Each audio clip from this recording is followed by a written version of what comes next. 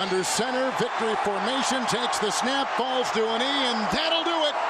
The New England Patriots have won. And Virginia with the all-time turnaround title. We the North are now we the champions. The Raptors, the 2019 NBA champs. Now, here are your hosts for Sports 56 Middays, Greg Gaston and Eli Savoie.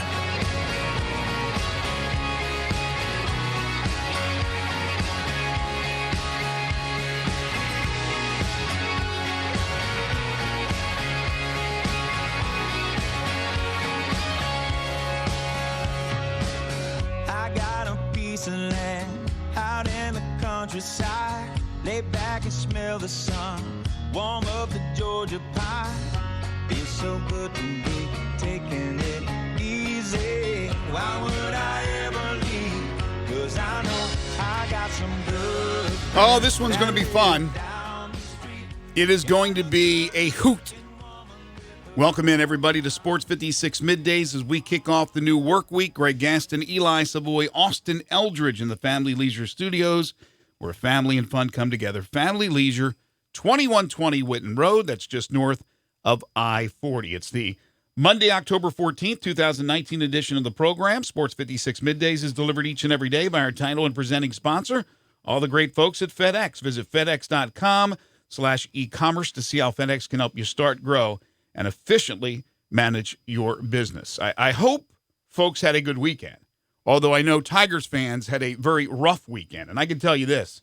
I was at a wedding on Saturday night, and if I had a dollar for every person who came up to me and said, I can't wait until your show on Monday to hear what you have to say about the Tigers football game, I think I'd be a rich man. And we will obviously jump into that. And, of course, we are interactive. And today, Connor O'Gara, who joins us every Monday, will be joining us at 11 to talk college football, but that is our only guest. So it gives you plenty of opportunities, ample opportunities to chime in today on the program, on the First Bank phone lines at 360-8255, First Bank text line at 67129, or message us at Sports56WHBQ on Facebook, Periscope, Instagram, YouTube, and Twitter.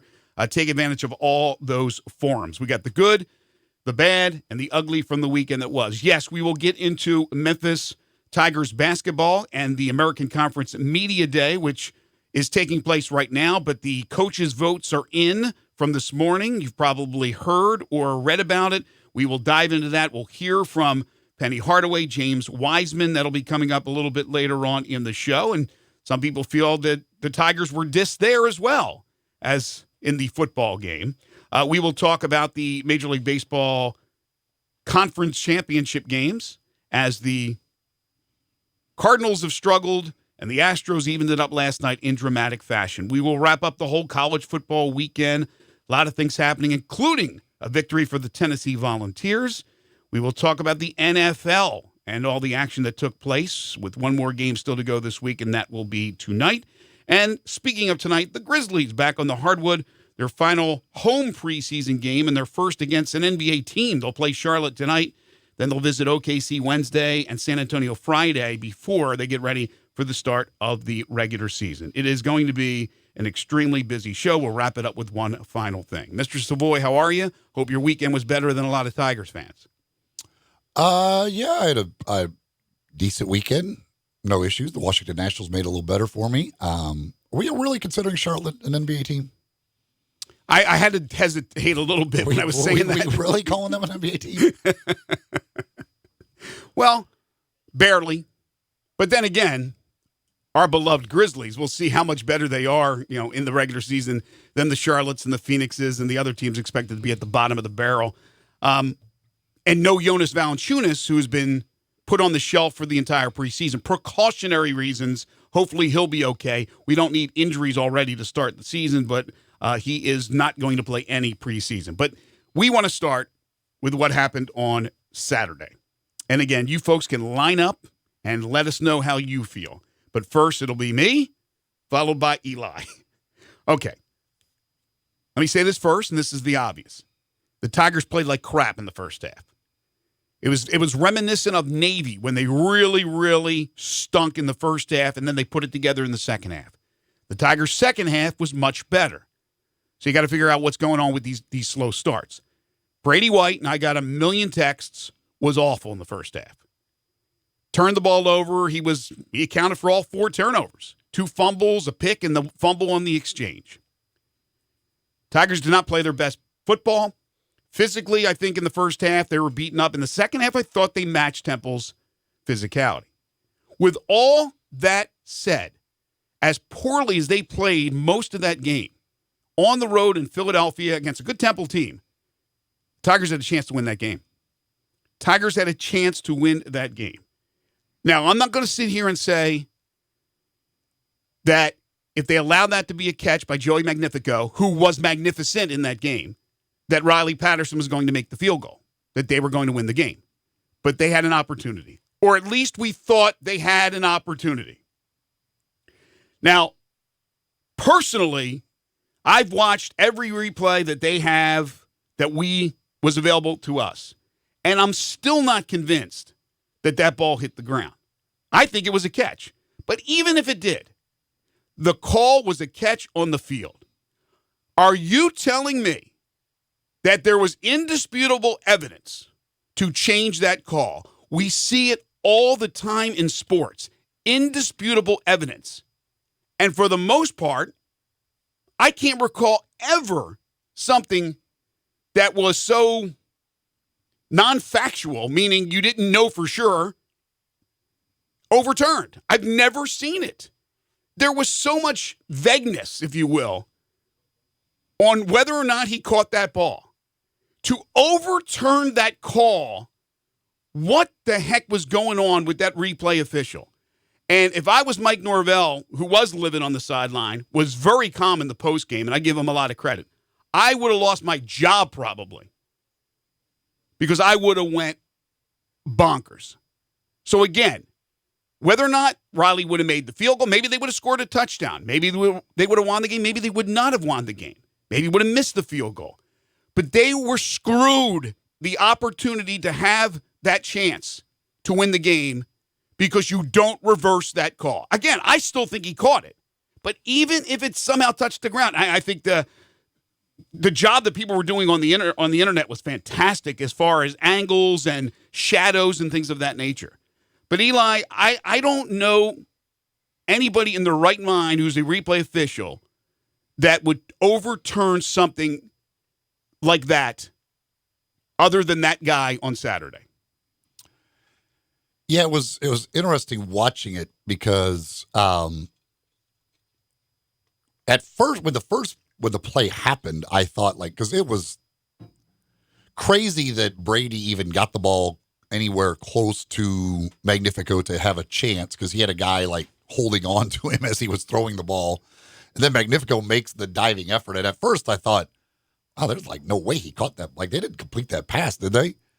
And then they called it a catch. I'm like, oh my God, that is an amazing play. To keep your hopes alive, that's an amazing play. And then obviously they were going to review it. And when they showed the replay and they kept showing different angles and none of the angles were certainly indisputable evidence. And even the guys on TV were talking about they were assuming there's clearly nothing here you could overturn this by. They're talking about what goes on from here? What do you do if you're this and what do you do there? Everything else. And then there's towards the end of the review, they had this.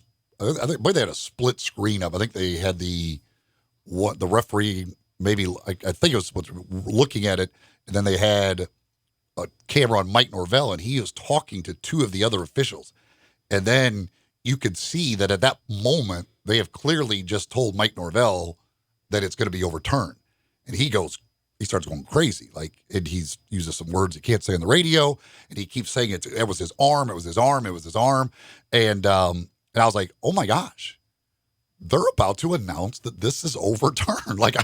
That is really weird. And then sure enough, comes out there, says ball hit the ground. And again,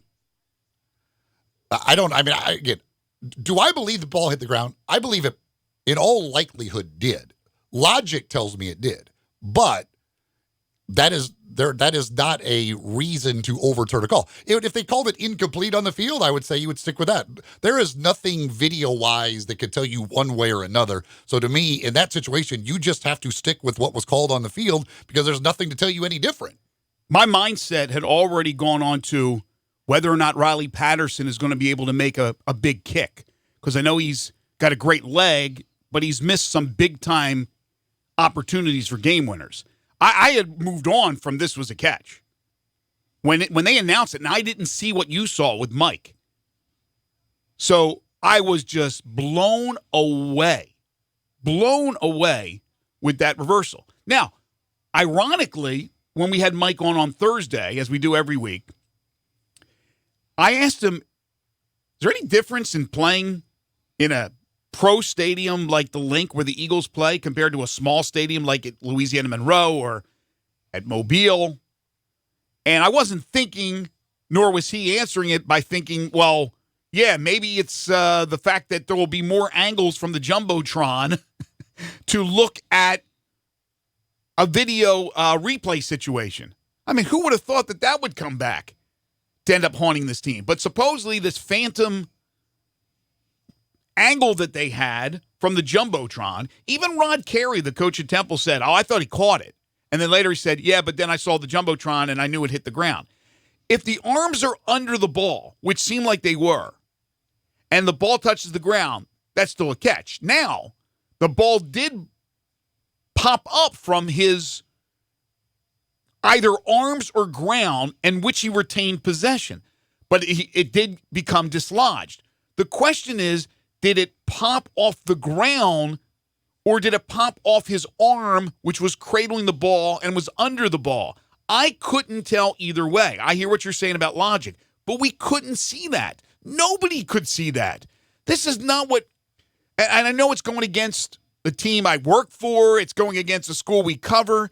But I'm being honest, because if I thought it was an incompletion, I'd say it was an incompletion. And if I was doing sideline for that particular game, I don't do the road games this year, I would have said that to the broadcast crew, to Wolo and to Jarvis. But I'm still to the second convinced that he caught it.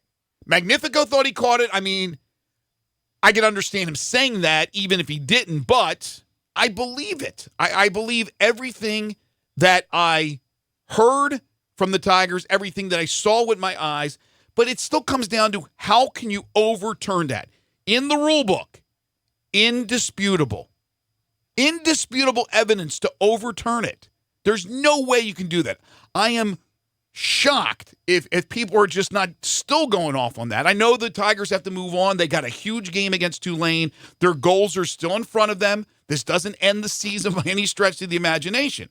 But today is the day. Today we play Monday morning quarterback. Today is the day to get it off your chest. So we're going to go to your phone calls and your texts in just a moment. But again, you can message us all different ways at Sports 56 WHBQ on Facebook, Periscope, Instagram, YouTube, and Twitter.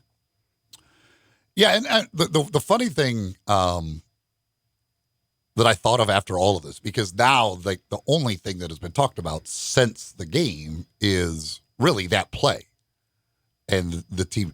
So I was thinking, because I was like, we talked so much about Brady White. So Brady White, when the Tigers win and he doesn't play perfectly, like he is still always the story after the game. Like, it's like, God, we need a new quarterback, and despite they win, who cares? It's like, he's not very good. We're winning despite of him. Here in a game in which he was awful for the first half, and I mean, he's just turning the ball over, just making really bad plays. In the end, he's terrible. They lose. And he's not the story. People aren't talking about how bad Brady White was, because they start talking about this one play. Like, it's so weird. Like, the Brady White saga will never cease to amaze me. Well, he's off the hook for a little bit, but I'm sure we'll have some texters or callers. He ended up with 355 yards, which I think is a career high for him. But the turnovers, I mean, he really put them in a hole. But there were some guys that stood out. Kenny Gainwell continues to amaze. 19 carries, 107 yards, and a touchdown. That's 4 straight games of at least 100 yards rushing. He had the one game where he went over 200. He also had 8 catches for 98 yards. Joey Magnifico, again, good things happen when you throw it to the tight end. He was absolutely terrific in that game. And then how about the play they needed on defense by Austin Hall to make that tackle that he did to give them an opportunity with the ball? And unfortunately, they never got that chance to try a game-winning field goal or score a game-winning touchdown. Let's go to your phone calls. First Bank phone line's open at 360-8255. Wayne is first. Hi, Wayne. Hey, top of the morning to you, fellas. You too. Hey, Wayne. Well, I got into you on Friday, Greg, and I compared the game at Temple as to the 14 season when we got that magical 6th win. I said we were going to get that 6th win this time and had that magical undefeated season, and I used that word. So people want to blame me, they can blame me for jinxing the team. But question, and you're right, Greg. I think, when the word is indisputable and there's such a controversy like that, I'd like to see them make the officials explain themselves, make the officials show what they're calling undisputable on a call like that. Yes. I would just like to see them some heat put on them. I'd like to see him do it in a room with Mike Norvell and say, look, here's what I see, Mike, and let's see what Mike's response would be. Yeah, but going into the game, a lot of talking and question I had was the defense, guys, and the defense played well enough to win that game. The defense showed that what happened down there in Monroe was just one of those things, and it's given me confidence that we can still have a magical season of three-peating as a Western Division champion, and I can't wait for this Tulane game to get this thing righted again, because we beat ourselves. Let's be honest, we beat ourselves with all the mistakes, and that bolsters my confidence in the quality of this team on the offensive side and the defensive side. So, yeah, man, it wasn't indisputable, but it's indisputable that we got one heck of a football team, and I think we're going to get that three-peat. Thank you, Wayne. For taking my call. Appreciate the phone call. The whole, I've said this for years. I've never understood why we, especially in college, we make the coach go in there and he's got to talk about the job he did that day, where if it was terrible or good, he goes and talks to the media. We put 19-year-old kids in front of the media and have to explain what they did that day, and they may have been terrible, and they got to answer questions about being terrible or good. But yet the officials don't ever have to answer questions about what they did. Mm-hmm. And how hard is it to take that guy and let the media ask him some questions of what was it that you saw that you overturned that call? I don't know why there is this protection of officials. Why are they not asked to say, this is what we saw and this is why we made this call, when everybody else has to answer for their performance? No, everybody else gets thrown in front of the media. It's just let people know. And if he's got it may be a good answer, maybe a bad answer, but at least we then know this is what I saw. I thought it was indisputable that ball hit the ground with the way it popped out, whatever. And then we all move on. And yeah, you may not be satisfied with the answer, just like you're not satisfied with answers from somebody who just threw 5 interceptions or a coach who made a terrible play call. You may be unsatisfied, but at least you understand what the guy was thinking. Yeah, I agree with that. Look, one other thing. The statement that the American Conference released on social media was wrong. They had it ass backwards. It was a completion on the field. They made it sound like it was called an incompletion. If you go back and look at the statement that I saw, there's a statement that Chuck Sullivan, I don't know if it was just Chuck's thoughts or it was the official statement from the American Conference. You must not have seen it. I saw a statement, but they said that all I saw was they said that they ruled that the ball clearly hit the ground. No, there was another statement that it alluded to the fact that it was an incompletion called as opposed to a completed pass. And I'll try to find that during the break. But, yeah, I saw it. My son saw it. A couple other people saw it. So we all looked at it. It wasn't just me with bad eyes. Thomas is dialed in. Hey, Thomas, how are you? Hey, Greg, you just beat me to it. That's what I was calling about to bring that up. That they did say that pass was the AAC's statement was saying that the pass initially was incomplete, but that pass was complete. And I respect Eli's opinion. Eli, he caught that football. I got a friend of mine that had I guess he took the game and he slowed it down. Sent it to me yesterday, and he slowed. So, when Magnifico initially caught the ball, he caught with both hands. Okay, and then he cuffed it in his right. The ball was cuffed in his right arm, He rolled over, and it was in the middle of his stomach. The ball never even touched the ground. Matter of fact, you can see the shadow on that tape replay that he sent me. You can see the shadow where the ball never hit the ground. I don't know, and I'm like you, Greg. I don't know why they didn't allow the officials to come in and explain themselves. Mm-hmm. So I think Memphis did deserve some kind of explanation as to why they overturned that call. Thank you, Thomas. Appreciate the phone call. That's like, too. Then they always, like, these conferences will then always put out, like, some statement. Well, again, why not let the official who made the call make the statement? Here's Chuck Sullivan. This is Chuck Sullivan from The Office. He's the assistant commissioner for communications of the American Conference, a guy I really like a lot, too. This is his quote, "This falls in line with a judgment call, and we wouldn't make the replay official available for that per conference policy. The ruling was that the Memphis player didn't have control of the ball as it hit the ground.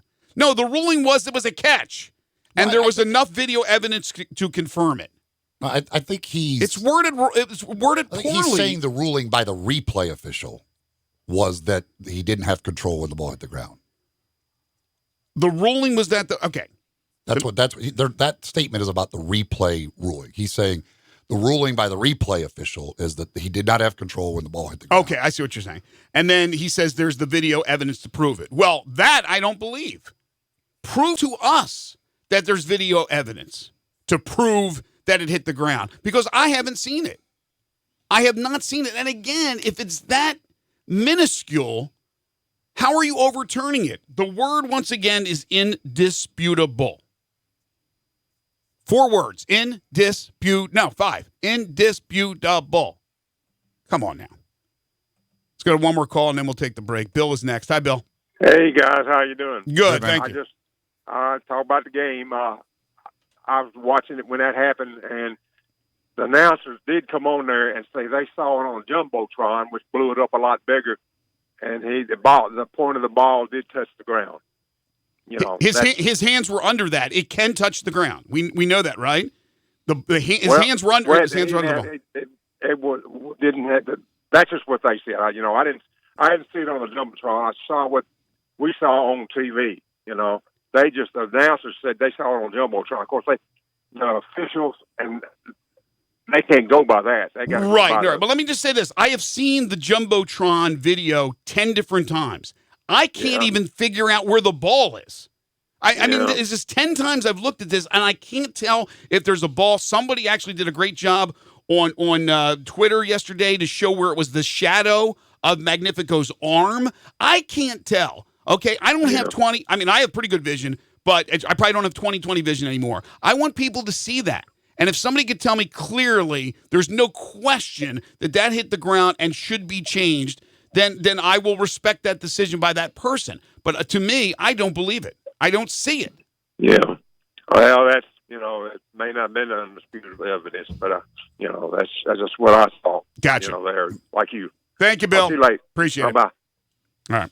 We'll take a break. I believe it hit the ground. Logic tells me it probably did, but that is not overturnable based on the evidence they had. And by the way, the rule on the catch that people were posting on the internet is not applicable. No, the people keep saying he didn't lose control of the ball. Because he did lose control of the ball. The ball moved from his shoulder down to his crotch. I think he clearly lost control of the ball. I think people are confused with losing the ball and it hitting the ground, or losing the ball and then retaining the possession. Like, it never hit the ball. If it hit the ground initially, again, which is the controversy, and then it popped up, and Joey's kind of bobbling it, Joey never let it hit the ground again. So I think people are a little confused with that. You can have your hands under the ball. It could touch the ground, but you have to have security of the ball. Right. If it gets loose in your hands. Moves or bounces around when it hits the ground, it's not a catch. But again, we are not 100% sure. At least we're not. I mean, the video official thinks it definitely hit the ground. Or 2, there was indisputable evidence to overturn it. I'm not 100% sure it hit the ground, and I for sure don't believe they have enough evidence to overturn it. But they did. We will take a break, come back with more. This is Middays on Real Sports Talk, Sports 56, 96.1 and 87.7. Listen online anywhere, anytime at sports56whbq.com. Hi, this is John Conway with Conway Services. Did you pay a big repair bill on your existing heating and air conditioning system this year? Is your energy-guzzling heating and air conditioning system on its last leg and you think it's worth nothing? Good news, it's buyback days at Conway Services. We'll buy back your repair bill this year up to $1,500 toward the purchase of select Carrier Infinity systems. That's right, we'll buy back your repair bill up to $1,500, even if we didn't do the repair. Just show us your repair receipt from any company and we'll buy your repair back. If you didn't have a repair bill this year, we'll give you up to $1,500 trade-in on that old energy-guzzling system toward the purchase of select Carrier Infinity systems. When air conditioners get old and inefficient, the cost of repairs and high utility costs could almost pay for a new system. So call Conway Services, the Mid-South's premier heating, cooling, plumbing, and electric service company at 384-3511. And the first 30 callers with a 10-year-old heating and air conditioning system will come out and inspect it absolutely free. Call 384-3511. Conway Services. Call Conway today.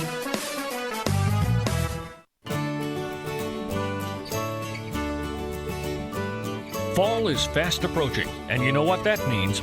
Time to start thinking about covering your pool. The best way to protect your pool, your loved ones, and your pocketbook is with a safety pool cover. Mario's Pools on Exeter and Germantown has the best advertised price on all pool safety covers, solid and mesh. Keep your pool looking great year after year. A safety cover requires less maintenance, saves money on chemicals and water, prevents standing water, and extends the life of your liner. Call Mario's Pools at 552-3399. That's 552-3399. Or just walk in and see him in Germantown on Exeter Road. Plus, he specializes in pool closings. Mario's has an A rating with the Better Business Bureau. Check out his reviews on Facebook. Protect your investment. Call Mario's Pools today. 552-3399. Hi, this is Troy Five Ash, owner of Five Ash Roofing. It's an exciting time to be a Memphis Tiger fan, and we at Five Ash Roofing have decided to share our excitement. We are proud members of the Tigers home team, which means we sponsor the Tigers athletic department, and we're also season ticket holders to both the football and basketball programs. We will be giving away 2 and sometimes 4 tickets to most of the games this coming year. To have a chance at winning the tickets, find our Facebook page, like, and share our post. The more you share, the more chances you have to win. We also want to give away some tickets to those who wouldn't otherwise get a chance to go. So, you can go to memphisroofer.com or 5ash.com and send us a note why you or someone you know should get the tickets. And as always, Five Ash Roofing is fair, honest, and ethical. We're experts in all forms of roofing for both residential and commercial buildings. Five Ash Roofing, 367-0050 or memphisroofer.com. Five Ash Roofing, it's what we do. We're here for you. Finding great candidates to hire can be like, well, trying to find a needle in a haystack. Sure, you can post your job to some job board, but then all you can do is hope the right person comes along, which is why you should try ZipRecruiter for free at ZipRecruiter.com/free. ZipRecruiter doesn't depend on candidates finding you. It finds them for you. Its powerful technology identifies people with the right experience and actively invites them to apply to your job. You get qualified candidates fast. So while other companies might deliver a lot of hay, ZipRecruiter finds you what you're looking for. The needle in the haystack.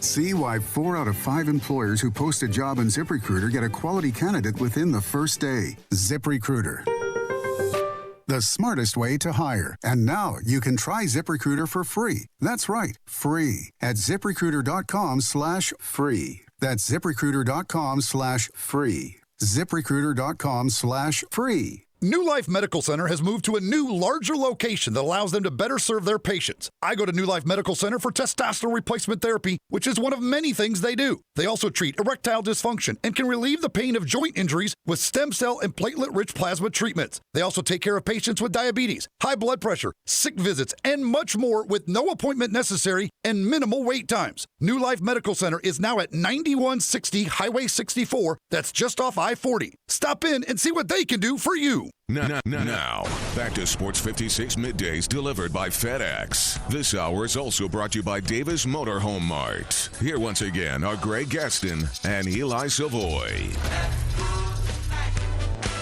Now, the one saving grace is the fact that it was a non-divisional game. It was an intra-divisional loss to Houston. So the Tigers still can achieve all their goals. Now, people say, well, the New Year's Six, that thing's out. Well, it's not necessarily, but you need help from Boise. And I've gotten into a discussion with a bunch of people about Boise. Boy, I'm sorry. The Mountain West has actually had some wins over the SEC, and they've done UNLV beating Vanderbilt I would fire Derek Mason today, and I like the guy. But anyway, they do have some wins, so they have that going for them. But Boise State's schedule is not strong. And Hawaii is good on the islands. They played them at Boise. Utah State is in transition. They lost their head coach. BYU just lost to South Florida, for goodness sakes. So I don't know if they'll lose a game. They may, but you need the help of Boise losing. And then you pretty much got to run the table. Tigers can still win their division. Tigers can still win the championship. So it's all in front of them. But they got to take care of business, and it starts Saturday against Tulane. I'm curious, as Tiger fans, what Tiger fans would rather have. If they had to pick one, would you rather have a New Year's Six berth, or would you rather win your conference championship? I'd be curious. Well, you can't do the one without the other. Yeah, that's true. I guess that's true. If you do the one, the team that people do have to think about in that is Appalachian State. Because Appalachian State, now I don't think they will go undefeated, but if they do, they'll have wins over North Carolina and South Carolina. One of those played a 1-point game against Clemson. The other one beat Georgia. Right, and they play South Carolina when. It's in the next couple weeks, I think. I can't remember exactly when that is. But I mean, if Appalachian State's undefeated and has a win over North Carolina and South Carolina, they're going to be in that for sure. That's a really good point. And remember how good they were as an FCS football program. And they are starting to make noise, slowly but surely, as an FBS team. They have done a really nice job with Appalachian State. They really have. South Carolina will host Appalachian State on November 9th. Yes, I mean, I would expect North Carolina to win the game. Of course, we don't know who North Carolina's quarterback might be by then. They might be on their 8th quarterback by then. So I'm just people just think it's Boise and the American Conference. I mean, Appalachian State has a chance to be in that conversation. As of this point, they're undefeated with a win over North Carolina, who almost beat Clemson, and they still have South Carolina to come. No, you're absolutely right. But again, for Memphis, it's not over. A lot of people, though, after Saturday, so distraught and understandably so, had a tough time trying to agree with people who posted the Tigers still have an opportunity for the New Year's Six, because it's hard to believe that they do after losing a game. But you can have the one blemish. You got to win your conference. You got to obviously win that championship. And to get there, you have to win your division. But you're going to need some help now, too. Some texts here on the First Bank text line. Raider Corey texted. He says, we got robbed. The play was ruled a catch on the field. I thought in order to overturn a call, inconclusive evidence was needed. No, that's the wrong word. Indisputable. That's what they had, was inconclusive. That's what it should have been. I'm all for replay and getting calls right, but instant replay is not getting stuff right. Ask the NFL about the the replay with pass interference. Yes, there are some frustrating things, but I still believe instant replay overall in getting calls right is a good thing. I do, too. I'm not going to back down from replay. I like replay. You have the technology, use it. But my gosh. I mean, this goes back to my days, all those years of me being the play-by-play guy for the Alliance of American Football and the Memphis Express. All those years I did that. How many times I had issues with the replay official. So, somebody says it was definitely a catch, and I'll just say that the backup quarterbacks must really suck. There we go. Somebody else says the guy did not want Memphis to win. Why would he have not? There's been a conspiracy theory floating around on Twitter since that the American Conference had it out for Memphis, which I don't agree with. The American Conference would be better with Memphis winning the game, because they want a team to get that New Year's Six spot from their conference, so they're better off with Memphis winning. And that's why in the past, when people have brought up the conspiracy about UCF in the championship game last year against Memphis and the regular season game against Memphis, there have been calls that have gone against the Tigers. That conspiracy theory at least holds more water than this one. Eli's right. If there was conspiracy, it would be for Memphis to win. They were the undefeated team. And by the way, Chris Vanini, who joined us last week from The Athletic, who does a lot with the American Conference, and I should have said this while he was on, but I totally disagree with what Mike Oresco told him, that he would rather have a lot of like good teams in the conference than a power. That's BS. He would rather have a power that represents that conference in the New Year's Six every single year. I don't believe for a second he wants equality. He wants a team that stands out. He wants a giant. John says if that had been a home game, the officiating crew may not have made it home after the game. Another one here. James says the ball never hit the ground. Didn't see it touch the ground. I'm with him. Again, you can't necessarily clearly see it hit the ground, but you can also not say definitely it did not hit the ground. No, you can't say you're definitely either way. But you can't assume by just, the way it bounced up, I mean, that it didn't hit under or on top of his arm with his arm cradling the ball, or it was the ground. You can't look at that and come out of that with the conclusion that it absolutely hit the ground. Like you said, you believe it did, but you don't know 100% if it did. And that's why you're in agreement as well that you can't change the call that was made on the field. I don't know what Mike can do. It's probably unfortunately water under the bridge, but I'd still be pissed. James asked, can that ref be fined? I mean, theoretically, they can, I guess. I don't know how they do it, the refs. But remember, it's a replay official who made the call. But the conference has not come out, and they're backing the decision. They're not saying, it's not like the Big 12 that came out in the Baylor-Texas Tech game and said that the officials screwed up. So they're not going to, there's nothing for them to fine the guy for. They're standing by his call. Right. But I want to make sure people who don't know that they understand that call was made by a replay official upstairs, not by the referee on the field. Another one here says, believe me, Brady White is the biggest problem with this team. Another one, honestly, Brady White is not good. Bottom line, he is less than average. Another one, they will probably lose at least 2 more games directly due to Brady's mistakes, poor decision-making, and lack of arm strength and accuracy. The floodgates have opened. Norvell made a bad choice 2 years ago when he chose Brady White over the kid who transferred. Don't remember his name. Well, that kid's now suspended for using some banned substance. Yeah, David Moore, who was the starting quarterback at Central Michigan. But other guys who have left the system include Brady McBride, Brady Davis, and David Moore. I assume they're talking about David Moore there because that was the only one that was ever really theoretically a choice. Yeah. That Mike Norvell made Brady White over.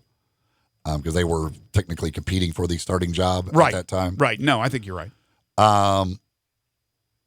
I agree with all that has been said about the call, but that did not lose the game. The horrible play in the first half lost the game. Mm-hmm. You can't win a game in the first half, but you can sure lose one, and that is exactly what happened on Saturday. Right. The play as poorly as they did, and to still have an opportunity, tells you that they played a lot better in the second half. But that person is right. You play your type of football in the first half, you don't put that ball on the ground. Brady White was, again, directly responsible for 4 turnovers, all 4 turnovers. 2 fumbles by himself, an interception, and then the fumble on the exchange with the running back.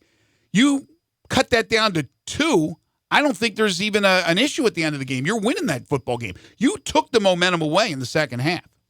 And the defense did a great job of making Temple have to kick field goals off those Absolutely. turnovers. The defense was doing everything it could to try and keep you close in that game because it could have been real ugly early on. Another text here at the First Bank text line, 67129, said he had control regardless. The ground can't cause a fumble. That is not in any way what this play is about. A ground causing a fumble is if a guy clearly makes a catch or is running with the ball, and then he goes down and he hits the ground, the ball comes loose. That's that because he's down. This has nothing to do with that. A catch and a fumble caused by the ground are 2 completely opposite things. So right. That is not. And again, we already talked about the control. He didn't have control. He ended up not allowing it to go to the ground at the end. The question was whether it hit the ground first, or did they have enough evidence to overturn it? And I say, I don't know if it hit the ground because I can't see it. There's no visual evidence, in my opinion, and there's not enough to change the call. But again, the ball did become dislodged in his hand, and then he regained possession of it. So he didn't have control through the whole aspect of the catch. Somebody says the announcer said the officials used the stadium feed Now you Tigers know how we Rebels feel. Most times we hardly ever get calls. But yeah, the using of the stadium feed, like that, they are in instant replay allowed to use any angle of anything that they have access to. So it's not like they're not allowed to do that. That they're looking for every angle they can get. They had that angle on one of the cameras with the in-stadium feed, just like if that was at Memphis and there was a camera on the in-stadium feed that had a better angle, they could use it. It's just they're looking for anything that they have access to. Can they use Zapruder in the stadium watching the game? If he's got the film going, can they use the Zapruder film? The other thing is how ironic on a broadcast where there was all kinds of technical difficulties as the feed kept going in and out, they found this obscure Jumbotron visual evidence that confirmed everything. I mean, it's amazing. BS. Another one says, if it wasn't for the refs overturning the catch, Brady White would be getting lynched right about now. Inside, he's probably relieved, LOL. Again, that's what's funny about this whole thing is that Brady White was not the story after the game in what may be one of his worst performances. In a game they lost on the road, even though he was better later on. But he isn't the story because that call became the entire story of the game. Well, here's how big that call was. We know the importance of the call, but Brady White becomes the story of the game when the Tigers win by 25, and it's not for positive stuff. That's what's weird. I'm telling you, which is nuts, right? But weirdest thing ever. The reason why, and people are now texting in about it and everything because we brought it up. But the reason, like you said, is this controversial overturn not only is bothering Tigers fans and football fans, but really sports fans in general have chimed in about this around the country.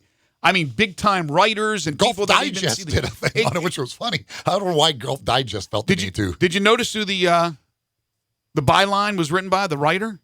Oh, Christopher Powers, yeah. Not our Chris Powers, huh? No. Because he's Christian Powers.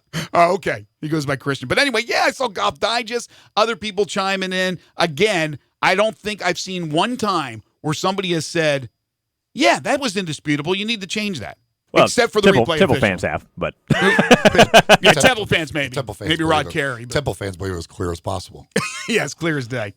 I want to tell you folks about our first hour sponsor, and that is Davis Motorhome Mart. We can't thank them enough for being a part of our show each and every day. They have over 7.5 acres of beautiful travel trailers, motorhomes, fifth wheels, and toy haulers, towable half-tons, motorhomes from 27 feet up to 45 feet in length, brands like Winnebago, Coachman, Puma, Highland Ridge, and Tiffin. In fact, they're a top 10 Tiffin dealer in the United States. They have customers that come from all over the country, even from Canada, to purchase a motorhome from Davis Motorhome Mart. They are family-owned and operated. They've been in business a long time. They know what they're doing. If this is something you've been thinking about, at least check them out. Go online to davismotorhome.com. Call them with any questions you have. They'll kindly answer them for you. 901-332-3414 is the number. When you call them, tell them you heard it here on Sports 56 Middays. They're located at 1145 East Brooks Road in Memphis. They have a huge sale going on right now on all their 2019s and other motorhomes that they're just trying to get out of there. Make room for these 2020s that are rolling in. So you're going to get the best deal possible right now on a brand new 2019. Savings galore. Their big blowout sale going on right now. It's Davis Motorhome Mart, 1145 East Brooks Road. Again, online at davismotorhome.com. Call them at 901-332-3414. Leave the stress at home. Get away. Travel to your favorite cities in a motorhome from Davis Motorhome Mart.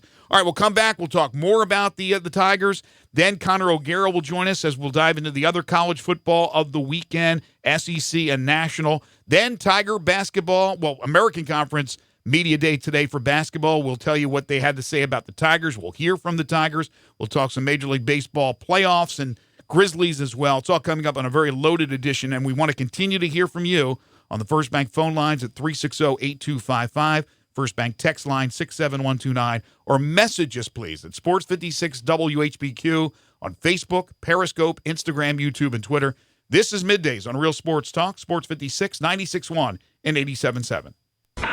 Sports Time with Rollo and Stats. Every weekday afternoon from 3 till 6. Right here on Sports 56, 96.1 and 87.7.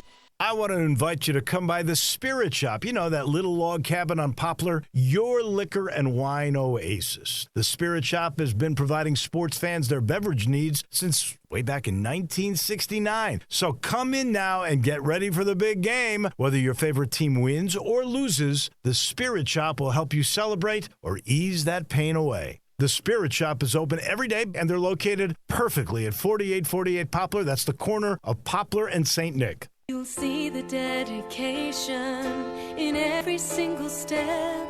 You'll see it in the smiles, when smiles are hard to get. You'll see it in the little things that add up to success. The caring and passion are the things that we love best. Wolf Chase Lemon Brace is your Mid-South provider for orthotics and prosthetics. They are an ABC-accredited facility, and their practitioners are ABC certified. At Wolf Chase Lemon Brace, their services include artificial limbs, legs and arms, braces of all kinds, and custom molded inserts. You can call them today at 901-507-7821 for their location on Highway 64 in between Germantown Parkway and Appling Road, or visit them at their new location in Jackson, Tennessee. That number is 731-660-5900, or visit them on the web at wolfchaselemonbrace.com. Dedicated our life to yours. Wolf Chase Lim and Brace. I know I say this all the time. What, that Central Barbecue goes perfectly with whatever's happening this month? Well, yeah, but this month it's really true. Because it's the baseball playoffs. Well, yeah, and... We're in the heart of college football season where a lot of the biggest games happen. What better time for Central Barbecue? Well, come on, let me... And, of course, the race is really on in the NFL, and what goes better with football than Central Barbecue? Oh, all right, seriously. And if, it's also the beginning of hockey season. That's not fair. You wouldn't even let me say hockey season? Central Barbecue and sports always go great together. What he said. Spencer here with ATC Fitness. We have exciting news. All premium members of ATC Fitness now have access to our newly added hydro massage lounges. That's right, for only $25 a month, you'll have access to all 18 state-of-the-art facilities, access to tanning, and now access to the best massage unit on the market. Come in today and relax with a free demo. You deserve it. Don't forget, you can also sign up online. ATCFitness.com. ATC Fitness, exercise your right to look good. Did you know Davis Motorhome Mart is one of the top 10 Tiffin dealers in the U.S.? Come tour the 7.5 acres of beautiful travel trailers, motorhomes, fifth wheels, and toy haul or towables half-tons. Motorhomes from 27 feet up to 45 feet from brands like Winnebago, Coachman, Puma, Highland Ridge, and Tiffin. Take advantage of Davis Motorhome Mart's big blowout sale on 2019s and 2020s on their way. Stop by your gateway to travel freedom. Davis Motorhome Mart at 1145 East Brooks Road in Memphis. Call 901-332-3414 and cruise by the website davismotorhomes.com. DeSoto Auto Sales specializes in late model cars with low mileage. They have the highest standards in the car industry. All of their cars are test driven, checked out from head to toe, unlimited inventory, every make and model. And if it's not on the lot, they'll find it for you. Walk in the door of DeSoto Auto Sales, 5704 Goodman Road. Within 45 minutes, you can test your car, get credit approval, and finish paperwork within an hour. No shortcuts at DeSoto Auto Sales. Kind, courteous employees, a down-home environment. DeSoto Auto Sales cares about your time. Lowest prices in a 350-mile radius. We're living in a world today where time does matter. Visit them online. Check out their referrals. DeSotoAutosales.com. Very proud to serve DeSoto County and other surrounding areas. DeSoto Auto Sales, 5704 Goodman Road. Call 662-890-7184. 662-890-7184. Come on down to DeSoto Auto Sales. Now, back to Sports 56 Middays delivered by FedEx. This hour is also brought to you by Davis Motorhome Mart. Here once again are Greg Gaston and Eli Savoie. Welcome back, everybody. Final few minutes here in hour number one. We got Connor O'Gara joining us in hour number two to kick things off, talking college football. Grizzlies in action tonight against Charlotte, and they make some news today. They have released Matt Mooney, the former Texas Tech standout, and they have signed. You may not be familiar with this name. I don't know, maybe some of you are familiar. Dusty Hannas. For a third straight year, he will roam the court and knock down threes for the Memphis Hustle, and Eli will be calling his name quite a bit. Dusty Hannas, the former Arkansas standout, back with the Hustle. Yeah, he signed an Exhibit 10 contract. And Mooney's going to be with the Hustle, too. His was an Exhibit 10 contract, so he was going to be waived. They needed to waive him, I guess, to make room for Hannas. But they're Exhibit 10 deals. They will both both end up with the hustle. And so gonna have a couple of shooters. So I was thinking about this. If they don't do anything with Iguodala before the start of the regular season, and Josh Jackson opens up in South Haven as expected, and DeAnthony Melton's on the injured list probably for maybe a month into the regular season, they will only have, not that they need them all, but they will have 12 active, physically able bodies to start the season. If you get a couple of more injuries, then now maybe they'll start right away with like a Yuta Watanabe Yeah, they could use or a one of the Contra. two-way guys. Contra, yeah. Okay. Some more texts here on the Tigers and the loss at Temple. Somebody texted in on the First Bank text line, says the Tigers should have played better on every play before that one. Sad truth. Yeah, sure. No question. This is, I just wanted to point this out. This is partially what, part of it is just illustrating what being a fan of a team is and the frustration and things. But, and I won't say who it is, but I was getting text messages from a Tigers fan on Saturday during the game. He knows who he is. And literally the first text, I think it was after Brady White's second turnover. The first text I got says, I hope we lose 35-0 and he throws 3 picks. Illustrates the frustration with Brady White. Like they just hope it's so bad that they can't do anything but bench him, basically. Goes through a lot of other things about how he's tired of Brady White, talks about how bad the team is in other areas. We've gotten fat off bad teams. And then the call's made, and I get a phone call immediately. They just screwed over Memphis. Well, wait a second. 3 hours ago, you told me you wanted the team to lose 35-0. So why now why are you mad at the officials? They're giving you the loss that you wanted 3 hours ago. He's common because, Austin, you're like that too as a fan. And I don't want to throw you under the bus, but you're like that. You will, like, one thing happens to your team, you're destroying them. And then when something good happens, you're changing but you're not alone. Again, there are a lot of people who are like that. I've never been like that. There is a bit. To my defense, most of the time, I am upset about coaching decisions or managerial decisions. I'm still upset with those decisions, but I'm happy when something goes right. Most of the time, it's in spite of the coach instead of because of what he did. I'll throw another name out there. I'll throw him under the bus. He's a friend. Frank Murtaugh's like that with his Cardinals fans. I don't know if he's listening and he believes me, but he's like that. If you follow on his Twitter line during a game, he's like, it's like, yeah, it was great. It was a great season, but man, that's terrible. And then they come back and all of a sudden they win. It's just there are a lot of fans like the person you're talking about, which we will not name names.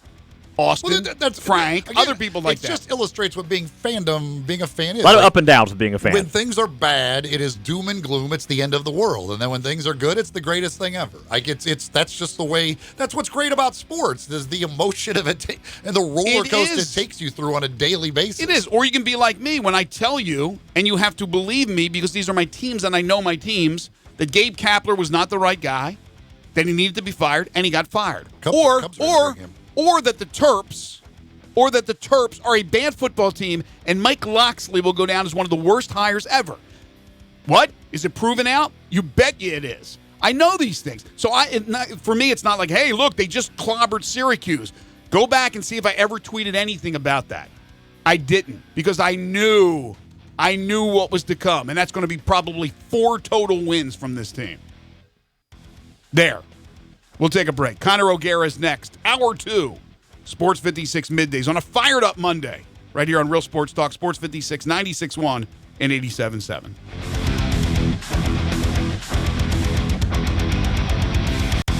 For over 8 decades, America's farmers have counted on the Little Red Tractor from Case IH, the Farm All, to help them make short work of their demanding chores. Well, Mid-South Ag Equipment can show you they aren't just for farms anymore. With horsepower ranging from 30 to 105, plus an army of attachments, these tractors can tackle every chore on your to-do list. Call 662-890-3141 or stop in today to find a Case IH Farm All that's right for you. It's back. The Carhartt Crazy Sale at Frontier Western Store in Olive Branch. Visit Frontier this month for huge markdowns on clearance Carhartt items. The latest fall line just launched also, and Frontier is fully stocked. We've got jeans, shirts, bib, overalls, jackets, coats, gloves, belts, boots, and more. And to make room for all the new items, we've discounted a number of short-sleeve plaids and T-shirts. Save up to 50%. All Carhartt jeans are now $5 off. This is the last jean sale of the year, so stock up now for yourself or for someone else for the upcoming holidays. Christmas will be here before you know it, so you might as well save some cash now on what you know you'll need. Also this month, we are including a buy one, get one half-price sale on all novelty T-shirts by Simply Southern, Girly Girl, Live Oak, and more. It's the Carhartt Crazy Sale and more at Frontier Western Store, 5880 Goodman Road in Olive Branch, and on the web at frontierwesternstore.com. Family owned and operated since 1967.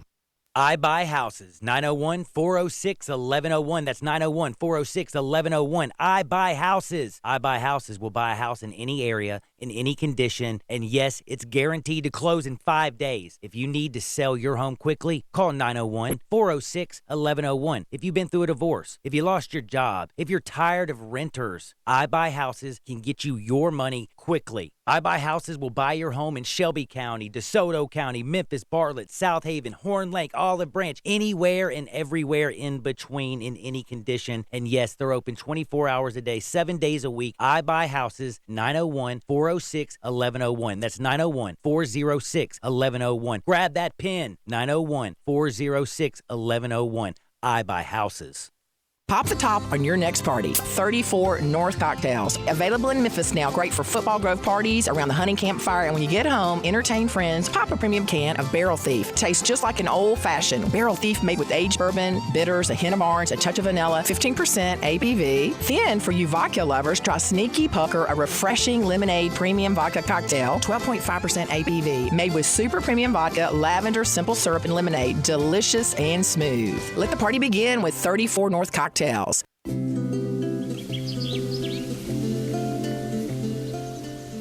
love fall. The landscape is so beautiful at Town Village Audubon Park. Nestled in the heart of East Memphis, located corner of Park and Cherry, is a beautiful residential neighborhood. Looking for a great place to retire, but you still have a very active lifestyle? Then visit Town Village. Only requirements that you're 55 plus. Prices per month starting at $2,300. Gourmet Chef Drew invites you to visit our restaurant and bistro. Package includes 3 complimentary meals per day, maid service, free local transportation, daily check-in, monthly coffee club, themed dinner parties, lots of fun. Visit us and call Daniel at Town Village Audubon Park at 901-374-7342. There's no place like home. Town Village Audubon Park. This is Jason Mott. Join me November 9th downtown at the Column for our 8th annual Jason Mott Foundation Cornhole Challenge. Doors open at 6. For tickets and more information, click the events tab at jasonmottfoundation.org. Looking forward to seeing you out there, and let's strike out cancer. We are Sports 56 WHBQ Memphis, WIVG-FM Tunica Memphis, and WPG-FLP Memphis. Flynn Broadcasting Stations. Now, back to Sports 56 Middays presented by FedEx. Here once again are Greg Gaston and Eli Savoie. Let's do it. Help. The key word of the day. We all need some help. Tigers fans need some help. We need some explanation, too. That's what we need. Welcome back. Hour 2, Sports 56 Middays, live from the Family Leisure Studios, where family and fun come together. Their factory direct pool, table, and spa sale going on right now. Pool tables as low as $12.99 at Family Leisure, 2120 Whitten Road, just north of I-40. Sports 56 Middays is delivered each and every day by our title and presenting sponsor, the great folks at FedEx. Visit FedEx.com/e-commerce to see how to turn browsers into buyers. Learn how FedEx can help you take your business to the next level. It's Monday. It's time for Connor O'Gara.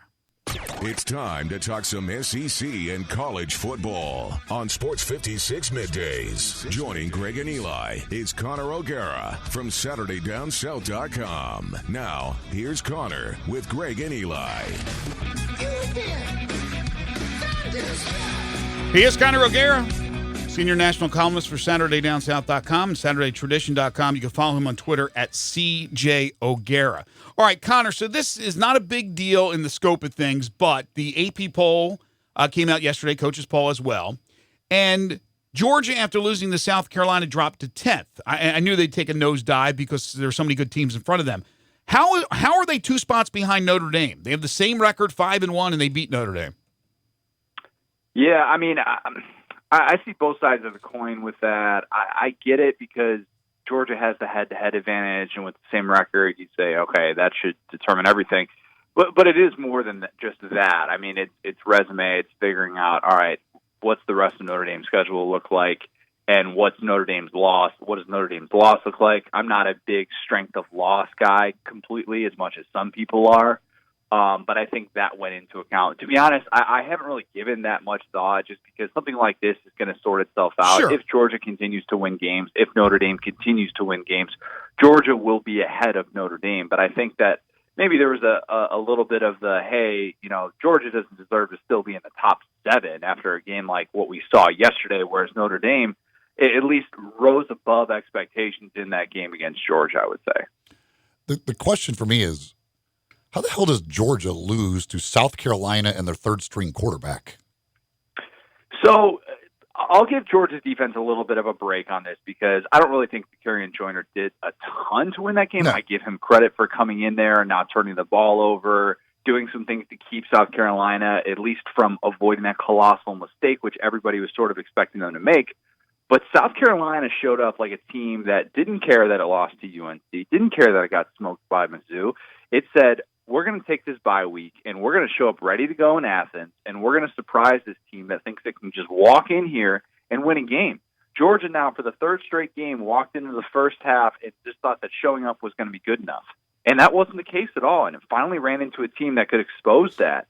South Carolina didn't give Georgia's receivers any separation whatsoever. It looked like they knew every play call that was coming, and Georgia's offensive line, which has been so heralded, didn't perform up to the level that we expected it to. Looks like DeAndre Swift was running into a brick wall every single time, and I thought that, this is a Georgia offense that has issues, and they finally got exposed. Jake Fromm, the rapport that he's had with these receivers, that's been a popular topic of conversation.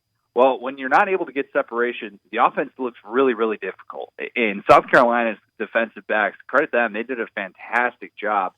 Georgia just couldn't get that get over the hump drive that it needed. And I think that a team that's been so upset-proof throughout the Kirby Smart era looked very, very vulnerable. And all of a sudden we're questioning a whole lot of things about Georgia. I had Georgia winning the national championship, so I am very much worried about how that preseason prediction looks after what we saw on Saturday. Who was it? Mukuamu? Was that the guy? Three interceptions and a scoop and score or a pick six, whatever it was. I mean, my gosh, it looked like he knew the playbook. It did, and I put that first interception on Jake Fromm, absolutely, and maybe he was pressing a bit, throwing off the back foot like that. Just an awful, awful mistake that you can't have a veteran quarterback make in that spot. That was so huge in that game, the pick six right before the end of the first half.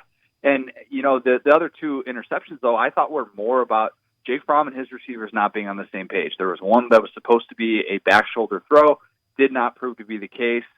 Israel Mukuamu, I'm definitely pronouncing that wrong, made a nice play on the ball. And then, the one that happened in overtime, Tyler Simmons, I mean, that's just a blatant drop. You can't have that mistake in that spot. That's terrible. That's the exact mistake that Georgia has avoided throughout this dominant run throughout the Kirby Smart era. And I think that, right now you're just kind of questioning, what's this team going to do going forward? Where's this team going to go from here? Is it going to be like what we saw with Florida in 2008 with the Promise, where they lose that game to Ole Miss and all of a sudden Tebow goes on a rampage? Mm-hmm. Or is this just a 9-3 team that's going to be kind of destined to flirt with maybe a New Year's Six Bowl and not be nearly the team we thought? Time will tell. If it goes into that, it's a 9-3 team. Jake Fromm has some more struggles. They lose some games. Is there ever any point where we get to people saying, yes, Kirby, you made the wrong decision. Yes. You should have made Justin Fields your starting quarterback and kept him here and let Fromm transfer? Well, I mean, I think hindsight's going to be so easy to look at that and say, oh, yeah, Justin Fields, they should have went with the guy. There was nothing that Jake Fromm, and I always say this, there was nothing Jake Fromm was going to be able to do or not do on the practice field that was going to give Justin Fields that opportunity. What people need to understand about that situation as they look back on it, Jake Fromm is a true freshman, led that program to a national championship berth, the first one since the Herschel Walker era. When you do that at Georgia, it's different than doing it at a place like Alabama. That matters. There was a moment last year where after the LSU game, Jake Fromm could have lost his job. Had he started off, he got off to a slow start against Florida, and then all of a sudden, late in the first half, it picked up, and he went on a tear. And despite the fact that Georgia lost 2 games down the stretch last year, Jake Fromm played really, really well. Played well enough to win that game against Alabama in the SEC championship. Played actually decently throughout pretty much every other moment of the second half of the season, and looked really, really good. And that is why Justin Fields wasn't at Georgia. I mean, let's call it what it is. So for us to sit here and say, oh, yeah, this, and this would have worked. And besides, Justin Fields would have been playing in a different system. He's in a much more wide-open system with Ryan Day, a system that's more suited for his skill set. I don't know that he'd be doing what he's doing if he was still at Georgia. No. If we're being honest, what we saw from the play calling, it was terrible. He may not, but to answer Eli's question, the answer is yes. There will be people that will say that. Oh, yeah. We know that. All right, look, before we dive into LSU, Florida, and some of the big national games, have you had a chance to look at the video of the Memphis game and the controversy with the catch or the non-catch at all? I don't want to put you on the spot if you haven't seen it. No. So fill me in, because I was following that one. Obviously, I came on your show and I said I think Memphis is going to go undefeated. They're going to represent the Group of 5 in a New Year's Six Bowl. And then so I was following that game while watching, of course, the Georgia-South Carolina game. I was following along, but I didn't have a chance to catch that. So fill me in. Well, basically, the Tigers played like crap for the most part, but still had a chance to win the game in the end. They got the ball back after scoring a touchdown. The defense really did a good job in holding Temple to field goals instead of touchdowns. So they get the ball back, and on a 4th down, Brady White scrambling around. He just kind of chucks it, and Magnifico, their fine tight end, dives and looks like he has the catch. They call it a catch on the field. They show 1,000 different angles. Nothing seems like it hits the ground. And then they said they had this angle from the Jumbotron where you could see absolutely hits the ground. Nobody concurs with that. We all think it was inconclusive, and there was certainly not indisputable evidence to make the overturn. So Memphis ends up having to give up the ball, and Temple runs it out and wins the game. So there's a lot of controversy. You can argue, did they deserve to win? They played like junk in the first half, but they had a chance there in the end, and I think it was a royal screw job. You can't make that change from a replay official if it's not indisputable. And I don't see where it was conclusive that they can make the change. But anyway, you didn't see it, so when you get a chance later, try to find every video you can, and then text me and let me know what you think, okay? For sure. And I think that, too, I think, as you talk about what a moment like that can dictate for a season, let's remember, too, what this could potentially mean for Memphis, especially, as it tries to keep pace with, you finally have a game where, you get in the top 25, and what can this mean for this program? The year where it's wide open now with UCF kind of as the now not necessarily running the Group of 5, what a game like that could have meant for Memphis, what it could have meant for Mike Norvell, too, as he tries to, maybe if he's going to be a Power 5 coaching candidate, and these type of things, these little type of things that you look back on and you're like, man, how would things have gone differently had we just gotten that 50-50 call or whatever? But I'm definitely going to have to check that out, and I'll get back to you on that. So the Tennessee Volunteers pick up an SEC win. They knock off Mississippi State. Mississippi State looked just inept offensively, giving up 7 sacks. And Hill couldn't run the ball. Yeah. Do you have a feel for what Mississippi State under Joe Moorhead is, or what they want to be? Because I don't really know what Mississippi State is. A disaster right now. I am the biggest Joe Moorhead fan there is. I've been driving the Joe Moorhead bandwagon for 3 years now, basically since the end of the 2016 season when he was at Penn State, and they all of a sudden had this just unbelievable resurrection. It's a disaster. It really, really is. And it's not just, okay, Kylan Hill struggles in this game, and that's just you shut down the Mississippi State offense. It shouldn't be like that. It should be a situation where Tommy Stevens continues to look like he's not ready to play at an SEC level. If he's hurt, he shouldn't be playing. And if that's the healthy version of Tommy Stevens, he shouldn't be starting. Garrett Schrader should be the guy. Now, great, Garrett Schrader made mistakes in that game as well, but there's no reason that this offense should be ranked number 82 in the country. There's just not. They're too Kylan Hill dependent, and when he can't get going, they're bad. They're just not good. And this is starting to look like a 6-win team, and Joe Moorhead is starting to look like a guy who might be better suited to be a coordinator than a head coach. And I say that as somebody who spent time with him, somebody who has voiced opinions in favor of him, in favor of his offense, a believer in everything that he does. but it has not shown up this year. And Mississippi State fans are rightfully upset that they lost to a Tennessee defense that really was not playing well. I mean, let's call it what it is. People were questioning if they had given up on Jeremy Pruitt, and it looked like they knew the play before Mississippi State was even out on the field. I mean, it was just a complete and total disaster. Mississippi State looks like a 6-win team right now, and that might be optimistic. Could come down to the Egg Bowl to see who becomes bowl eligible between Ole Miss and Mississippi State. By the way, Moorhead 5-8 versus Power 5 opponents. Not 5-8. Not good. Well, I really don't know what's going on. You talk about the quarterback situation there, because that's the whole thing. Is Stevens hurt or is he not hurt? And if he, who is the guy? And then the other Mississippi school, I don't really understand what they're doing at quarterback either. To me, just turn John Rice Plumlee loose, let him run all over the place, and hope he makes a few throws. But I don't know what Matt Corral brings right now. Yeah, I did not like that move at all, and I wrote about that in my one thing I learned from every SEC team, which is my Monday column that comes out Monday at noon, right? Actually, noon Eastern when I hop on with you guys. And I thought that was a mistake. I really did. I think John Rice Plumlee is the guy to run Rich Rod's system. I think he's such a great fit. And I understand that Matt Luke said coming into the week, he said, Matt Corral hasn't been healthy for us. When he gets back healthy, we're gonna have him be a part of this offense. Unless the only thinking was, okay, we're trailing in this game, we're more comfortable bringing Matt Corral into the game. Unless that was the thinking and that's going to be the plan moving forward, I just don't like it. I think that John Rice Plumlee is a guy that you need to get behind right now. I think that you can really build an offense around him. We've seen what he can do against a team like Alabama, where he just ran the ball all over the place. And I think right now we're an offense that's still looking to establish its identity, kind of had one the last couple of weeks. And I question what it looks like with Matt Corral. I'm just not a big two-quarterback system guy. I think that having somebody look over his shoulder constantly and worry about getting benched or something, or if game flow is going to take him out, I'm just not big on that. So, yeah, I agree with you. I think that Plumlee needs to be the guy moving forward. Going back to that Tennessee-Mississippi State game on the Victoria side, Tennessee, I'm not sure will get the 6, but at least they put themselves in the position to make a run at it. They played obviously a very, very strong game defensively. Maurer gets hurt, and they had to bring Garantano back in, so I'm not sure what the quarterback situation will be. But the reward for winning is Alabama this week. And this is a quote from Jeremy Pruitt today in his weekly luncheon. He says, there'd be very few NFL teams that probably could rival Alabama's quarterbacks and wide receivers. Huh? I don't disagree with that. Dude, really?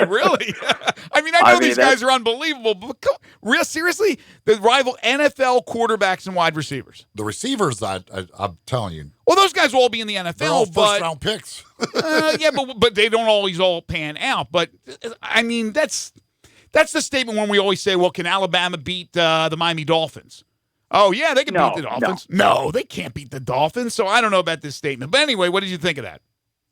I mean, I think that a comment like that is just trying to put into perspective the task at hand for his defense and how good they really are. And coaches always do that. As much as we love the bulletin board material and stuff like that, 99 times out of 100, it's overwhelming praise that the coach is giving the opposing team. So from that perspective, I get it. Am I saying that Alabama's receivers are and Tua are already better than the vast majority of NFL teams? Not necessarily, but in terms of the way that they dominate a game, I think maybe that's what he's trying to say a little bit more true. So. And that and they can take over. I mean, Tua running the RPO slant is a cheat code right now. It's just simply not fair. And a team that like Tennessee, where you've had questions in the secondary and we've seen the breakdowns at key moments, you just wonder how many passing yards and how many of those big, long 75-yard RPO slants that Alabama's going to be able to rack up in a game like this. So I think Pruitt's more so just trying to put it in the context of how dominant they are in terms of relative to competition. But, yeah, I can see why that would be interpreted in that way and, kind of oddly so. But you talked about it as a cheat code. I mean, it's crazy to watch that offense and think, if you're a defensive coordinator, what are you going to do? I mean, they got 4 receivers who are unstoppable, basically. You've got great running backs, and Tua is does anything he wants to do. He's got a great arm. He's accurate. If he gets out of the pocket, he could run if he needs to, but he throws on the run. I don't know what you're supposed to do to try and stop that offense. It's impossible. But let me ask you both. I mean, LSU, we see what they're doing, and they did that to a Florida defense that just limited Auburn. 42 points, right? So they're doing whatever they want to do on offense. Does Alabama have enough defense? Does LSU have enough defense? I mean, I still don't know what we have. Yeah, it's tough to say. I mean, I want to kind of wait and see a little bit more from the Alabama defense. I think the secondary is actually playing really well. I think their issues that they've had staying healthy in the front seven have hurt them at some key points so far this year. And like we were just talking about with John Rice Plumlee and his rushing, I thought that was a little bit in part because of what Alabama was dealing with from a depth standpoint in the front seven. But I don't know if it's going to matter. I mean, if these offenses are this good, I mean, LSU had over 10 yards of play against the top 5 defense.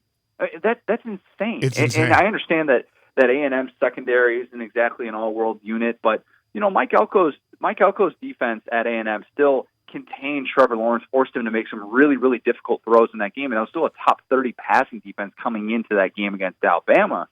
So yeah, I think the amazing thing too about what Tua is doing, Jerry Jeudy hasn't. I mean, they got into a sideline tiff. Tua and Jerry Jeudy, the preseason All-American, easy number 1 receiver in the country for many, and he hasn't had a 100-yard game since week 2. And they all of a sudden are not necessarily having that great a chemistry, but it doesn't even matter. They just have so many weapons that you can't even contain it. Tua is just doing special things right now, kind of doing the take what the defense is giving you type thing, not always trying to hit the home run play, but just doesn't matter, and it's insane. I don't know if it's going to matter from a defensive standpoint either if they're not at the level that we've seen from them at earlier parts in this decade. It's like they were talking about in the game. Like, if he's going to be willing to just check down and throw it to Najee Harris, like, because you can't guard everybody. Right. Somebody's, like, if you on those check down passes, he gets 10 yards before there's a defender near him because you're worried about the receivers all running around in the secondary. And then the special teams were amazing the other day. The punt return, they kept getting 30 yards every punt return, 30 yards every kickoff return. It's like, I don't know what you're supposed to do. They still miss kicks, though. They still somehow miss kicks. Here's what I do know. The LSU-Alabama game will not look like the LSU-Alabama games of old. No. We're not going to have that 9-6 game again. Well, here's the thing. LSU gave up no sacks to Florida's defense. They don't turn the ball over. There were no turnovers. Burrow had another huge game. So when we get to that game, and we'll wait till we get to that game, but will Alabama get pressure on Burrow and force him to make some bad passes? Because right now those two teams are playing unbelievably well. One team that is not, and I think it's time for a change, is Vanderbilt. And Connor, that is an absolute embarrassment. That has to be the worst loss by far for Derek Mason at Vanderbilt. UNLV is horrible. They're a glorified high school team, in my opinion, and they won 34-10. Did Larry Johnson come back and play running back for UNLV and I missed it? I mean, what other reason could there be to lose by 24 to UNLV? 1-4 UNLV, which had just been getting smoked during this losing streak, and Derek Mason even kind of said, like, yeah, it's been really rough for them. If Derek Mason's saying that, I mean, I don't know how you can sit there and say to a new boss, let's not forget that Malcolm Turner's in his first year watching Derek Mason. I don't know what Derek Mason says at the end of the year to say, yep, I should definitely be your guy, and you should base your entire job on what I do, because that's, as we know in the SEC, oftentimes the AD's job is based on what the head football coach does. It's a disaster. Vandy was a 14-point favorite in that game and lost by 24. Vegas was 38 points off on Vandy. I mean, Vandy, a team that they have such low expectations for, it's embarrassing. And I feel bad for guys like Keyshawn Vaughn and Kalij Lipscomb and Jared Pinkney, these guys who came back for their senior seasons hoping that they were going to be able to continue to build their draft stock and be able to maybe, get Vandy back to a bowl game and have kind of one of those special fun little seasons. But that's not been the case. This team's not going to a bowl game. Derek Mason might be fired at season's end, and I think that they're by far, not even close, the worst team in the SEC right now. Maybe the worst team in Power 5. I like Derek a lot. I thought he did for a while there a really good job at Vanderbilt. We know the restrictions and things, academics and all. But, man, you're an SEC team. You can't get buried by a really bad Mountain West team. By the way, Arkansas State, which is not a great team but not a bad team, but they went out to Las Vegas and crushed them. They went to Nashville. This was a home game, lost by 24. I'm telling you, if it weren't for the fact that this guy's, as you just mentioned, the AD's in there and he's new and he's going to evaluate and give Derek the whole season, I would fire him. I mean, I think they are at the bottom right now. And Mason coming into the season said this was the best team he's assembled at Vanderbilt. I mean, it's ridiculous. That's what he said. I think he was slightly off on that. Or inebriated or something when he said it. They can't be the best without Kyle Shermer. If Kyle Shermer's not back there, he can't be your best. No, you're right about that. He is Connor O'Gara, senior national columnist for SaturdayDownSouth.com, SaturdayTradition.com. You can follow him on Twitter at CJ O'Gara. Check him out every Monday right here on Middays. Thank you, Connor. Have a great week. Yep, you too. Appreciate it, guys. Saturday night, went up, watched some of the night action with the baseball up at East Coast Wings and Grill. Enjoyed some delicious wings while I was there as well. 60 different flavors of wings that they have at East Coast Wings and Grill, with also 24 draft beers on tap, including many of the local beers that they have on tap there, plus other great food options on the menu, including sausage and cheese plates, great flatbreads, burgers. They've got the little dippers, which are little like slider French dip things, which I love those as well. Just absolutely fantastic stuff and a great place to watch the games with all of the different TVs going at East Coast Wings and Grill. Monday is Wing Day. 65-cent boneless wings, 75-cent bone-in wings all day today on Mondays. 3:30 to 6 is happy hour, Monday through Friday. That includes some half-price appetizers, also discounts on draft beers, $12 buckets of beer, 2-for-1 wine for the ladies as well. East Coast Wings and Grill, just off Highway 64, next to Lowe's. Go check them out at East Coast Wings and Grill. As you were talking about East Coast Wings and Grill, I'm watching for the first time this video. I guess it's high school, although it looks like it's a nice turf field. Yeah, it's a high school game. Oh, my gosh. Did you see this, Eli? The kid makes the pick and looks like he could just walk in for a pick six. He runs the other way. He's going the wrong way, and his teammate, have you seen this? His teammate makes a great diving play at the end to save what would be a touchdown for the other team. Watch this again. Look, here we go. There's the pass. Instead of running this way, he goes the other way. Who was it? Who was the old NFL player that ran the wrong way? Jim Marshall. So there you go. It happened at the high school level. All right, we'll take a break. When we come back, Media Day for basketball in the American Conference. We will hear from the Tigers. We will tell you what the coaches had to say and their preseason picks for the conference and player of the year, and they're all conference teams, preseason conference teams. We'll do that. We'll talk Major League Baseball playoffs and the National League and American League Championship Series. We'll get back to your calls and texts at 360-8255. First Bank phone lines, First Bank text line 67129. Hit us up on Twitter. You can message us also at Sports56 WHBQ on Facebook, Periscope, Twitter, as I mentioned, Instagram, and YouTube. This is Middays on Real Sports Talk, Sports 56, 96.1 and 87.7. Take Sports 56 with you on your phone or tablet. Download our official Sports 56 app today. Sundays and Mondays are special at the Butcher Shop, celebrating over 35 years of serving the Mid-South by giving a big thank you to you, their loyal customers. You can come in, relax, watch your favorite games, and enjoy hand-cut steaks along with a premium bar. Sunday and Monday nights from 5 until 8:30, you can get select entrees for $25. That includes a salad, baked potato, and bread, and you don't have to pick one, you get all three. Some of those entrees are 10-ounce New York strip steak, slow-roasted prime rib, Atlantic salmon with dill sauce, marinated grilled chicken breast, grilled boneless pork chops, and crab-stuffed shrimp. Plus, all appetizers and desserts are 20% off. Don't forget, Hamburger Friday every Friday from 11 to 2. It's the best. The Butcher Shop, always a Memphis tradition. Call 901-757-4244, 901-757-4244 for more information, or just stop in at 107 South Germantown Parkway in Cordova.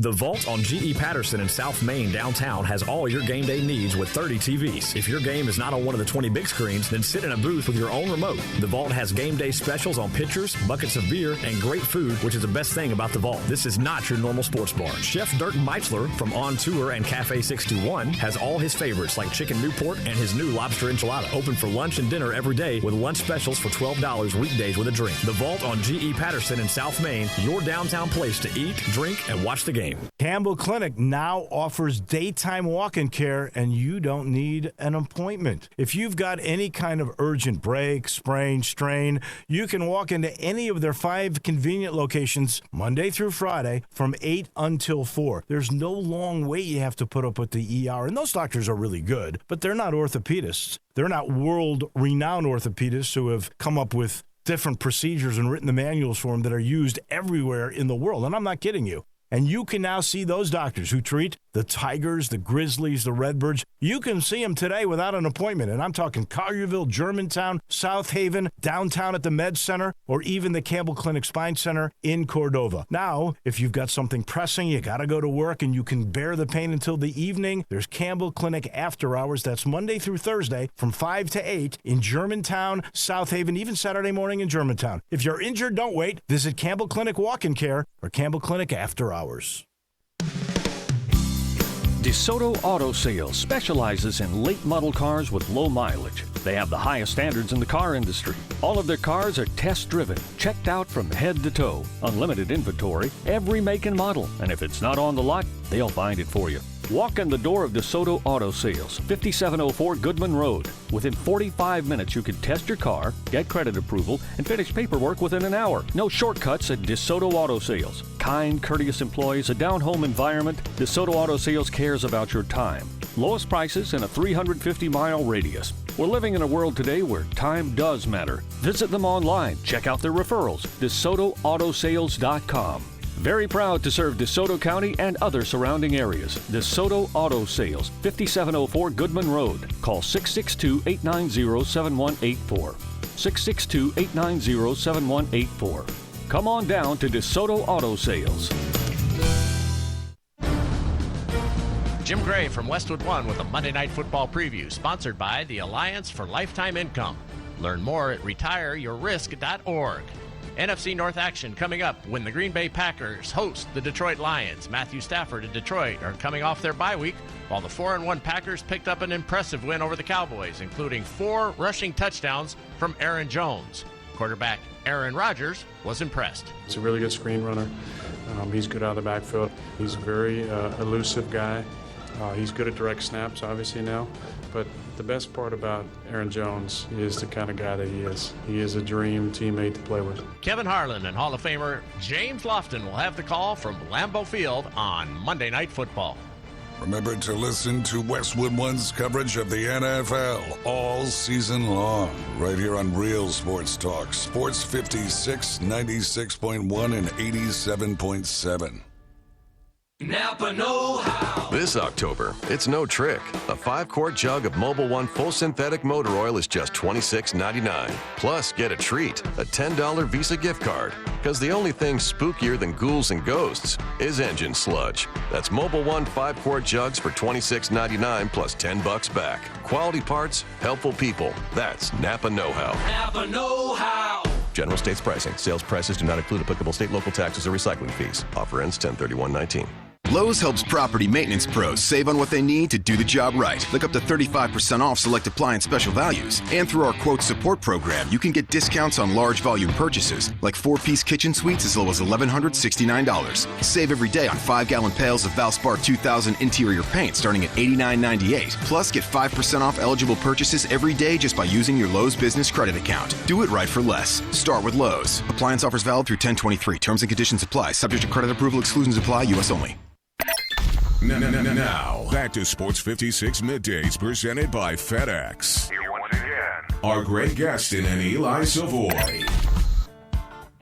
We don't need no education.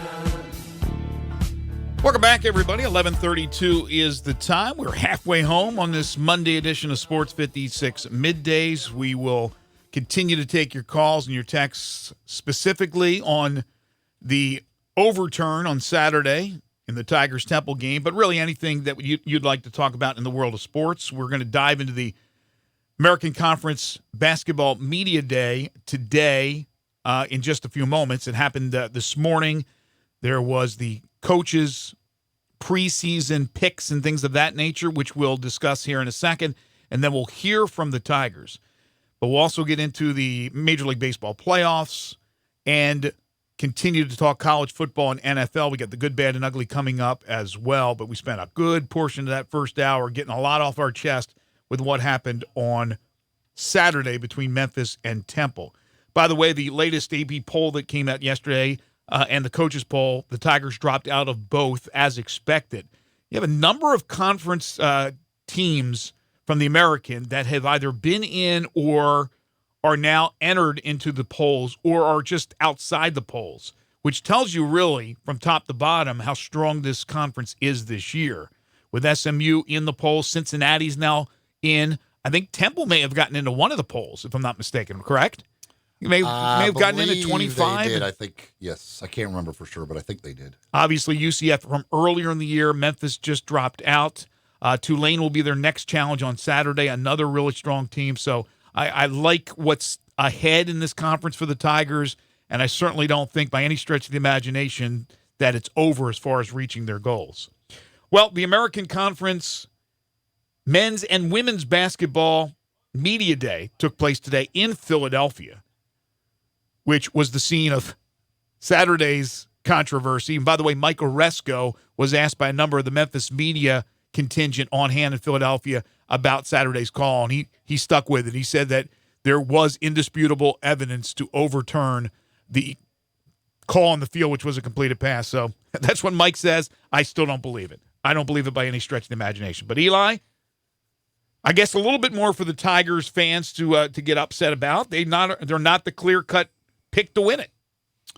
No, they were tied for first in the coaches voting with Houston. Each got 113 points. Houston did get more first-place votes. They got 7 to Memphis's 4. Cincinnati got a first-place vote as well. And Cincinnati came in third. Then you had Wichita State 4th, USF 5th, UConn 6th, Temple 7th, SMU 8th, UCF 9, Tulsa at 10, East Carolina 11, and then Tulane coming in 12th in the voting from the coaches.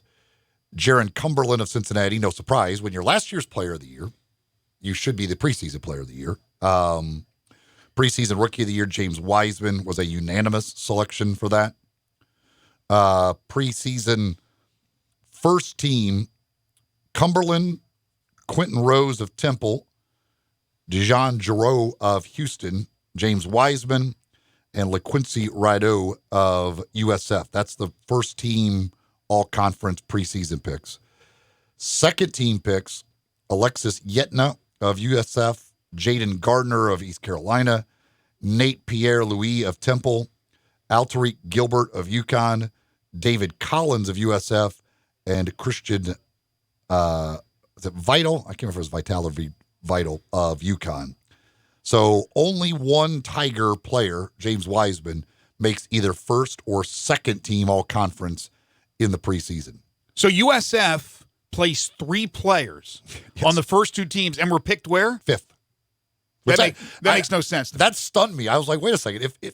If you think they have 3 of the 10 best players in the conference, you can't pick them 5th. No. Like, that's impossible. Unless you literally think every other player on the team is hot garbage.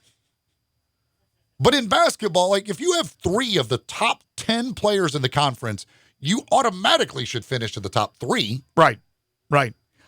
Look, I understand when coaches don't want to assume anything, with the exception of a James Wiseman, right? Number 1 player coming in, it projected to be the number 1 pick in the NBA draft, all that. So you pop him on there on the first team. But they went with Cumberland as the player of the year preseason, which makes sense, again, because he won it last year. But they are not about to take any chances, but they're not about to assume anything with other highly regarded recruits that signed with Memphis, which is interesting. Precious Achiuwa, who was there with James Wiseman, didn't make either team. Nobody did. No Lester Quinones, no Boogie Ellis. I'm surprised there's not a second Tiger somewhere. But again, the leap of faith not about to be taken by these American Conference coaches. I think if it was voted upon by the media, the Tigers would be the clear-cut number one. They would get the most first-place votes, and there would probably be at least another player, Precious Achiuwa, maybe even a third player that would be on the first two teams. I think that's the difference between the media, which does a lot of research and reading and knows these players, and then coaches who, again, aren't about to take a leap of faith for the most part. I actually think I really think it's part of there is this. Oh, don't go there. You're going bias? Jealousy or what of Penny. I don't think they want to give him credit until he absolutely proves it. Is it jealousy or is it any one of these coaches right now, if you said, if you recruited Precious Achiuwa and could have got him to come to your school, would he be the best player on your team? They would all tell you yes. Absolutely.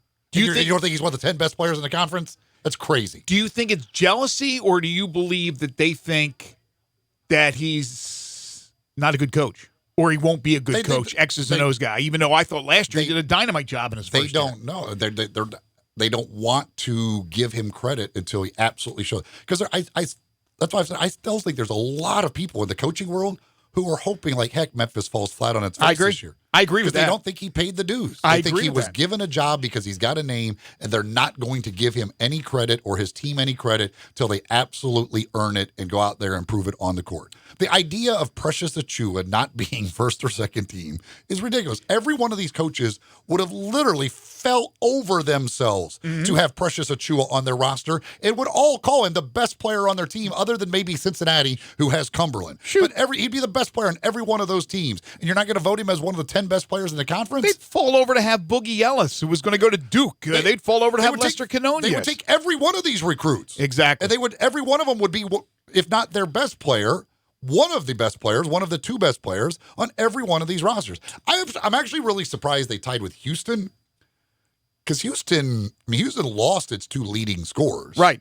I mean, I would have thought if they were going to tie with somebody, it would have been Cincinnati, or if there was going to be a team that beat him, it would be Cincinnati. Just the people would go on the idea, well, they've got the best player. Like, he's the best player. We're saying he's the best player in the conference. And if you've got the best player, that's worth something. But remember, these are the coaches that are voting, and the coaches have more regard for themselves than they do for the actual talent on the team, that the coach can make the difference. Therefore, you go with Kelvin Sampson over the new coach at Cincinnati. Mick Cronin's moved on to UCLA. So I could see what they're thinking. Their rationale is that coaches are that important. Coaches are important, but the players are the most important thing. And the Tigers, top to bottom, that roster is much better than any roster in the conference. All right, let's hear from some of the sounds from Media Day. Let's start with Penny talking about the local impact of in-state talent.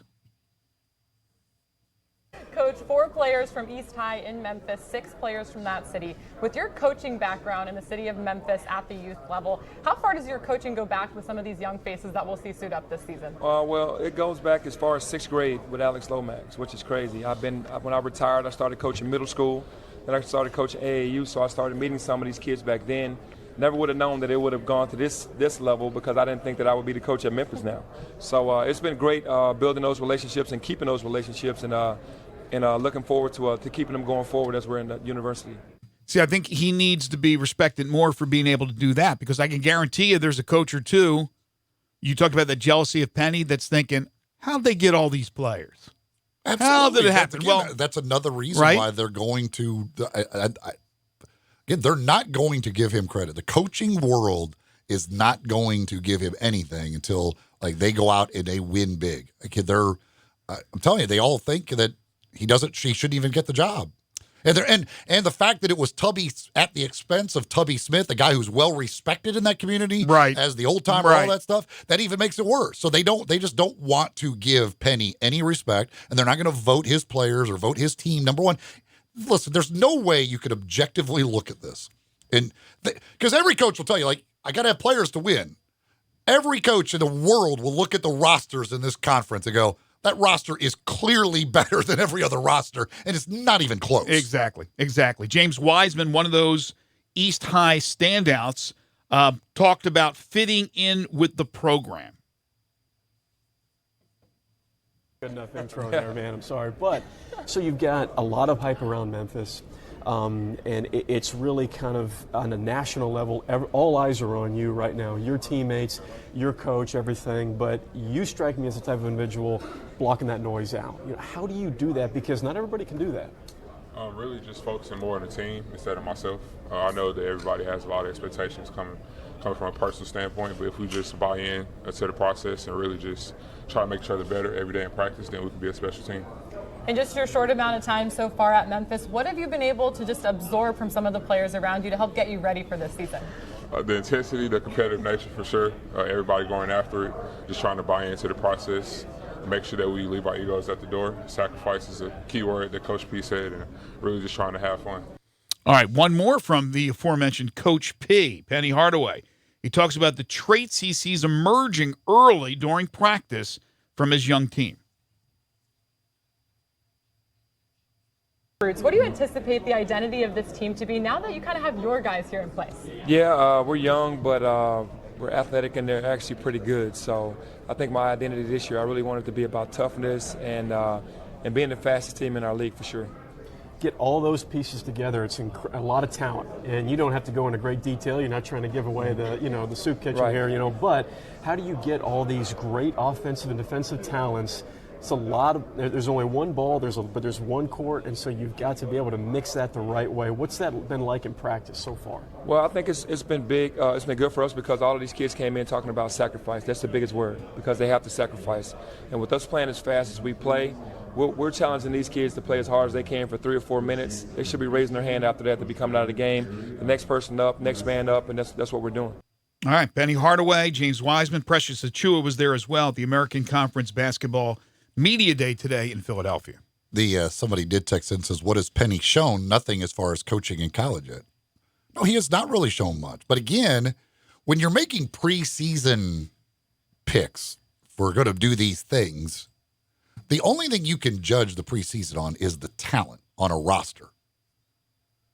And you can't, there's not even a roster anywhere close to their roster in this conference. No. But going back to last year, even though they didn't make the NCAA tournament, it was a very limited roster. You just mentioned the talent. It was very limited on what he had as far as talented players. And I thought he did a pretty decent job with it. He was close in a lot of the games against the better competition. And they were picked I think they were picked 4th. I know John Rothstein had him 8th, and that was something that they used as a badge of whatever to play better, and they did. Did they not finish 4th in the regular season? Somewhere in that. Yeah, I think they did. I think they were 4th. I think they finished 4th. So what did he show? I thought last year he showed the ability to coach. I thought he did a pretty good job with the X's and O's. I mean, Tennessee came here, and it was a competitive game. It ended up being a 10-point game, and Tennessee had all the studs, and Memphis did not. Now you have Memphis with the studs. Memphis finished 5th last year. 5th, okay. 11-7 in the conference. Yeah, 11-7 in the conference is not too shabby for his first go-around with, again, the limited amount of talent that he had. I thought he did a really nice job. But again, yes, there is a question mark on him because he hasn't had a chance yet now with this superior talent. Because people expect them to go out, to roll the ball out, and they're going to roll over teams left and right. And they should for the most part. But there will be bumps along the way. Anybody who thinks this will be a fine, well-oiled machine at the beginning, I don't think that will be the case. I think it depends on who they're playing, but I think there will be challenges. The Oregon game will be a stiff test right off the bat. They're a couple of games in out on the West Coast. The funny thing, too, is if they go dominate the conference and win the conference, and you talk to other coaches at the end of the year, they're going to go, well, with all that talent, why wouldn't he win? Well, you didn't think that before the year. You didn't vote him overwhelmingly as all this talent that should win the conference. I'm telling you, the coaches around the country are going to do everything they can to not give Penny credit. I'm telling you, the writers, if they had the writers vote, the media, as opposed to the coaches, Memphis would have been clear-cut number one, in my opinion. There's no doubt, because the media they have no resentment towards Penny. These coaches have resentment towards Penny. Folks, Lawn Solutions is a locally weed control fertilization company that serves the greater Memphis area. The owner of the company, Brandon Holly, is a local guy. This is, again, locally owned and operated. Terrific professionals he has working for him. They could take care of your lawn. They do it all year long. Give them a call at 901-867-5626. Tell them I sent you, or go online to lawnsolutionsinc.net. They'll kill the weeds, get you a greener, more beautiful lawn, be the envy of your neighborhood. They control the germination of weeds, as I mentioned, all year long. They'll apply the pre-emergence during the winter months, the post-emergence during the summer months. So when spring is sprung, those weeds are not going to be popping up. They can take care of any disease your lawn has or any insect infestation as well. But it's weeds that they will kill, whether they're there or whether you're preventing them from happening, from popping up. They could take care of that as well. It's Lawn Solutions. The website, lawnsolutionsinc.net. Call Brandon Holly today at 901-867-5626. That's 901-867-5626. We'll take a timeout, come back with more Middays on Real Sports Talk, Sports 56, 96.1 and 87.7. Ladies and gentlemen, grab a seat for Happy Hour. Johnny Radio's Happy Hour from 1 to 3 on Sports 56, 96.1 and 87.7. New Life Medical Center has moved to a new, larger location that allows them to better serve their patients. I go to New Life Medical Center for testosterone replacement therapy, which is one of many things they do. They also treat erectile dysfunction and can relieve the pain of joint injuries with stem cell and platelet-rich plasma treatments. They also take care of patients with diabetes, high blood pressure, sick visits, and much more with no appointment necessary and minimal wait times. New Life Medical Center is now at 9160 Highway 64. That's just off I-40. Stop in and see what they can do for you.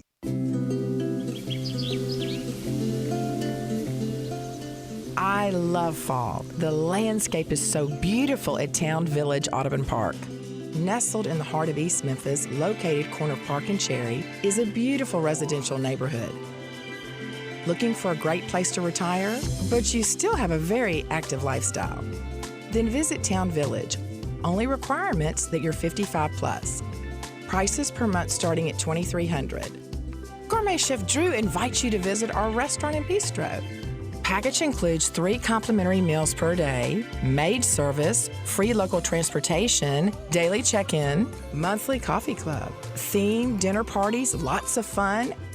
Visit us and call Daniel at Town Village Audubon Park at 901-374-7342. There's no place like home. Town Village Audubon Park. Hey, I'm Andy. If you don't know me, it's probably because I'm not famous. But I did start a men's grooming company called Harry's. The idea for Harry's came out of a frustrating experience I had buying razor blades. Most brands were overpriced, overdesigned, and out of touch. At Harry's, our approach is simple. Here's our secret. We make sharp, durable blades and sell them at honest prices for as low as $2 each. We care about quality so much that we do some crazy things, like buy a world-class German blade factory. Obsessing over every detail means we're confident in offering a 100% quality guarantee. Millions of guys have already made the switch to Harry's, so thank you if you're one of them. And if you're not, we hope you give us a try with this special offer. Get a Harry's starter set with a 5-blade razor, weighted handle, shave gel, and a travel cover, all for just $3 plus free shipping. Just go to harrys.com and enter 1616 at checkout. That's harrys.com, code 1616. Enjoy. If you need glass replaced, there's only one name you need to know: Benswanger Glass, the largest full-service glass company in the U.S. They've been an industry leader for over 125 years. For all your residential, commercial, or auto glass needs, Benswanger Glass is the name you need to know. 24-hour emergency service for all commercial customers, plus a nationwide warranty on all professionally installed glass. Visit Benswanger Glass in Midtown, located at 340 South Hollywood, across from the Liberty Bowl. Visit their website, benswangerglass.com. Benswanger Glass. Pop the top on your next party. 34 North Cocktails. Available in Memphis now. Great for football grove parties, around the hunting campfire, and when you get home, entertain friends. Pop a premium can of Barrel Thief. Tastes just like an old-fashioned Barrel Thief made with aged bourbon, bitters, a hint of orange, a touch of vanilla, 15% ABV. Then, for you vodka lovers, try Sneaky Pucker, a refreshing lemonade premium vodka cocktail, 12.5% ABV. Made with super premium vodka, lavender, simple syrup, and lemonade. Delicious and smooth. Let the party begin with 34 North Cocktails.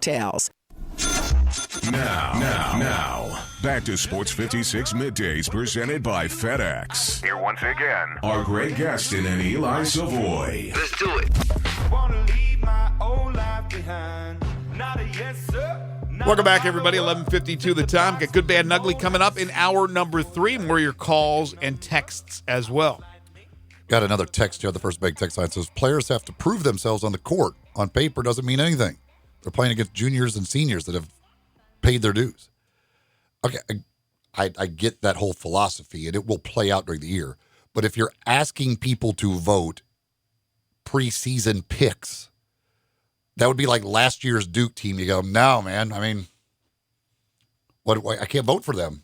They just, I haven't seen them play. Every team in the last, I think, 8 or 9 years that had the number one recruiting class coming in, which was all of Kentucky and Duke, were always top 5. I mean, that'd be like some of those. Memphis will not be a top 5 preseason team. So some of those Kentucky teams have been voted like 8th in the SEC because it was all freshmen. Now they're all freshmen, man. Right. You got to prove yourself. Paper doesn't mean anything.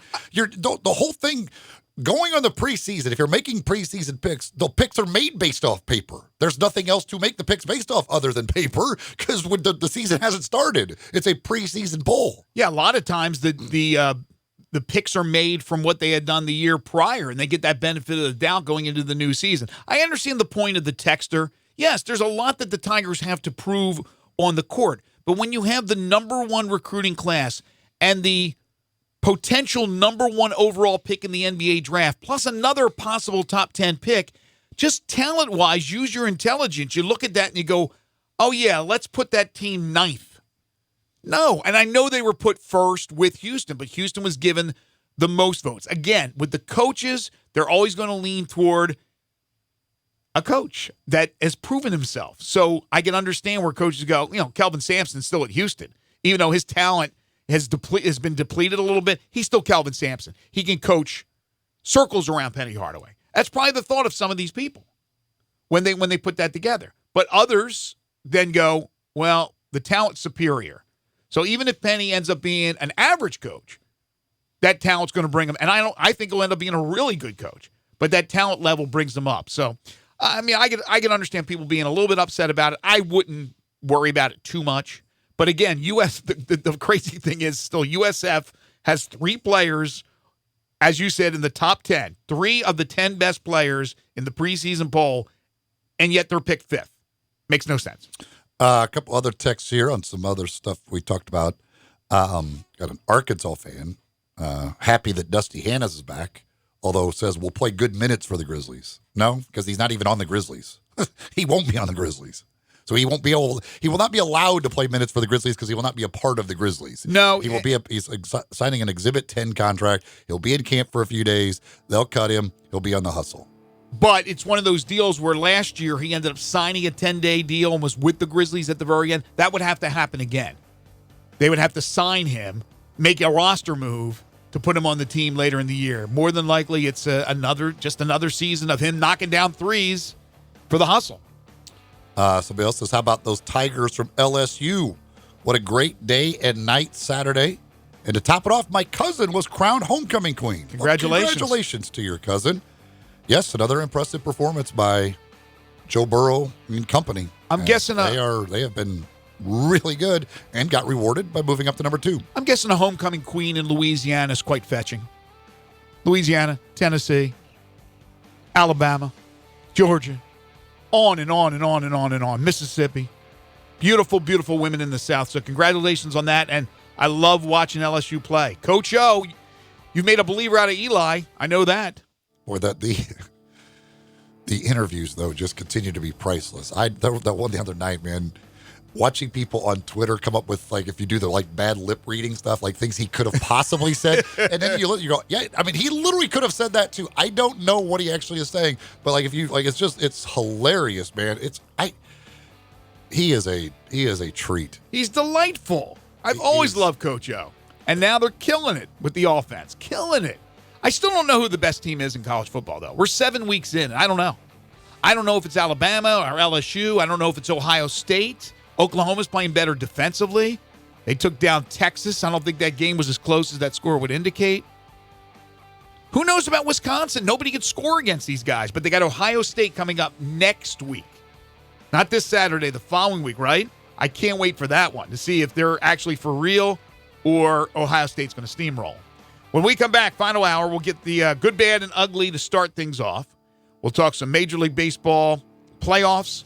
Love to hear from you on the First Bank phone lines at 360-8255. First Bank text line 67129. Those who did not get a chance earlier to give us your opinion on what happened Saturday at Temple, you certainly can, or maybe the Media Day picks from the coaches for American Conference basketball. We'd love to hear from you. First Bank text line, as I mentioned, 67129, or messages at Sports56 WHBQ on Facebook, Periscope, Instagram, YouTube, and Twitter. This is Middays on Real Sports Talk, Sports 56, 96.1 and 87.7.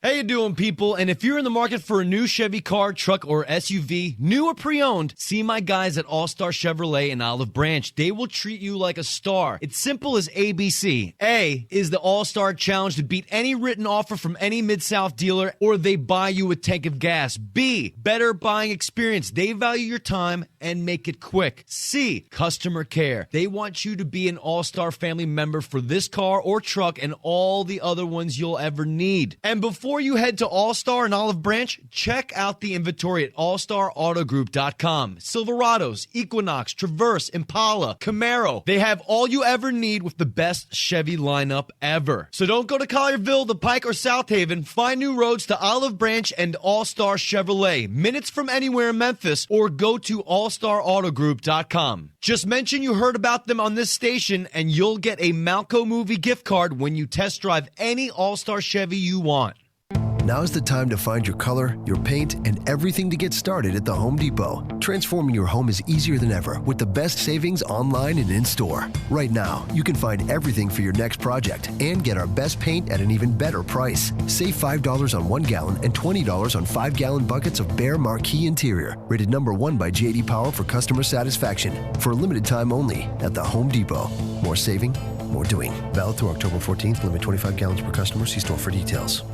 They're doing it again at Family Leisure. This time it's a factory direct pool table. Oh, and some more of the spas on sale. Free installation on all in-stock pool tables. Free play-in package. Free choice of felt. Pool tables as low, listen, $12.99. Additional discounts on all those in-stock spas. Plenty in stock ready to ship. 20, 30, maybe even 40% off spa accessories. And swim spas starting at $9,999. Get to I-40 and Whidden Road. There's always something good at Family Leisure. Check it out. What, this is Sweetgrass? I know, isn't it great? Look at the giant bar and those TVs. They've made a few improvements. This is amazing. I thought Sweetgrass was perfect, but this is even better. Now I know why we haven't been to Sweetgrass in almost a week. I thought that was strange. Yep, they've been busy making the atmosphere here at Sweetgrass even friendlier. And now you can catch a game here too. The menu? Still great food prepared by great chefs. Now it's just even more relaxed. Just when I thought I couldn't love Sweetgrass more, they proved me wrong.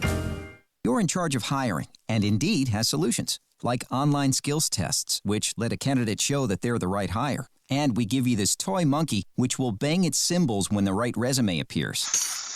Okay, there is no monkey. I said there is no monkey! But skills tests, that's a for sure. See why independent research by Silk Road shows Indeed delivers 3 times more hires than any other job site. Visit Indeed.com/promo today and get a free sponsored job upgrade on your first posting. Terms, conditions, and exclusions apply. We are Sports 56 WHBQ Memphis, WIVG-FM Tunica Memphis, and WPG-FLP Memphis. Flynn Broadcasting Stations. Now, back to Sports 56 Middays presented by FedEx. Here once again are Greg Gaston and Eli Savoie. Welcome back, everybody. 12:01 the time on a beautiful Monday. I mean, it's horrible because I'm still mad about Saturday with the Tigers game, but the weather, this is perfect. Absolutely perfect. It's the Monday, October 14th, 2019 edition of the program. Greg Gaston, Eli Savoie, Austin Eldridge. We are in the Family Leisure Studios where family and fun come together. Family Leisure, 2120 Whitten Road, just north of I-40. Sports 56 Middays delivered each and every day by our title and presenting sponsor, the great folks at FedEx. Visit FedEx.com/e-commerce to see how FedEx helps small businesses grow every single day. The another text here from, I guess, another LSU fan. Stat of the game, 48 plays, 42 points. Florida had nearly double the plays. Yeah, the LSU offense has been pretty efficient. They're making big plays. They are, and Joe Burrow doesn't throw many incompletions, so they're doing all right. It's amazing how far of a turnaround LSU's offense has had from when Ed Orgeron first got there. Oh my gosh, it's incredible! Well, and he's finally staying out of the way, just letting his offensive coaches coach offense. Let those coaches coach, baby. Who was it from last week what was it about? One of the texters said something about if Florida was going to win, and what did we say? He asked, the texter, if I'm not mistaken, had asked if Florida had won that game, would they be number one in the country at that point? Oh, I thought they said something like last week. Somebody said that they're going to go in there and win, and then they should be number one in the country. Right. Which I would agree. Then I had the texter who did not agree with me on my pick, Tennessee straight up. As I forget what they said to me. I wish I had some money on that game, but I thought Mississippi State was going to win that game.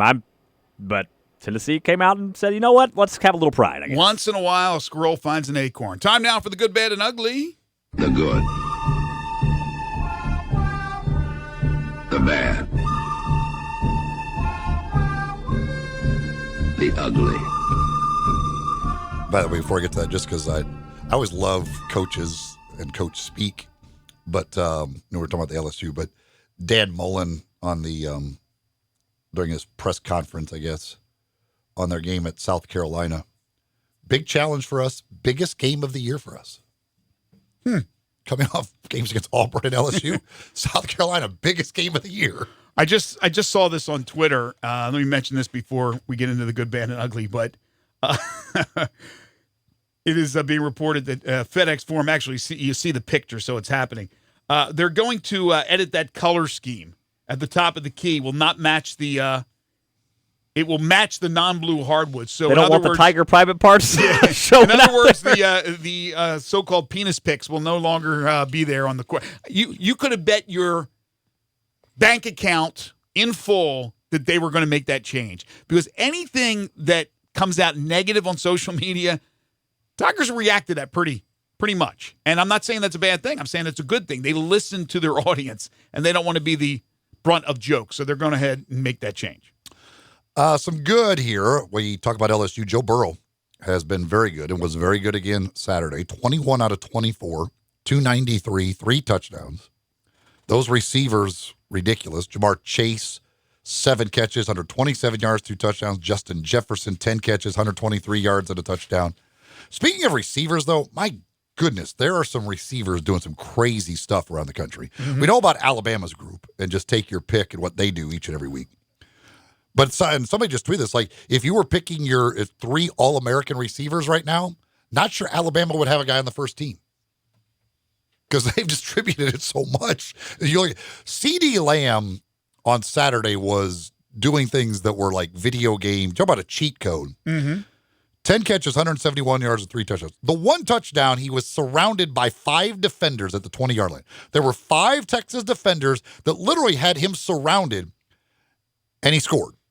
And then the other one, he got hit by 2 different guys and still scored. CeeDee, like, he can't be tackled for some reason when he gets ridiculous. the ball. I don't know what's going on. Well, not Ryan Day, but Lincoln Riley has done an amazing job in assembling skill position talent to go with the quarterbacks he's had. He had Hollywood Brown last year, is now in the NFL, and CeeDee Lamb is incredible. So he knows that he has to have those great receivers to catch balls from these great quarterbacks that he Well, and then Hurts was like going around his back, getting away from sacks. I mean, they're ridiculous out there. If you take a still shot of the moment when he was at like the 20-yard line, it was the flea flicker touchdown, and you look at the 5 Texas defenders, and you just took that still shot to somebody and said, I'll bet you $1 million right now, does he score or not? Every person would say there's no way. He's got 5 defenders around him and has to go 20 yards.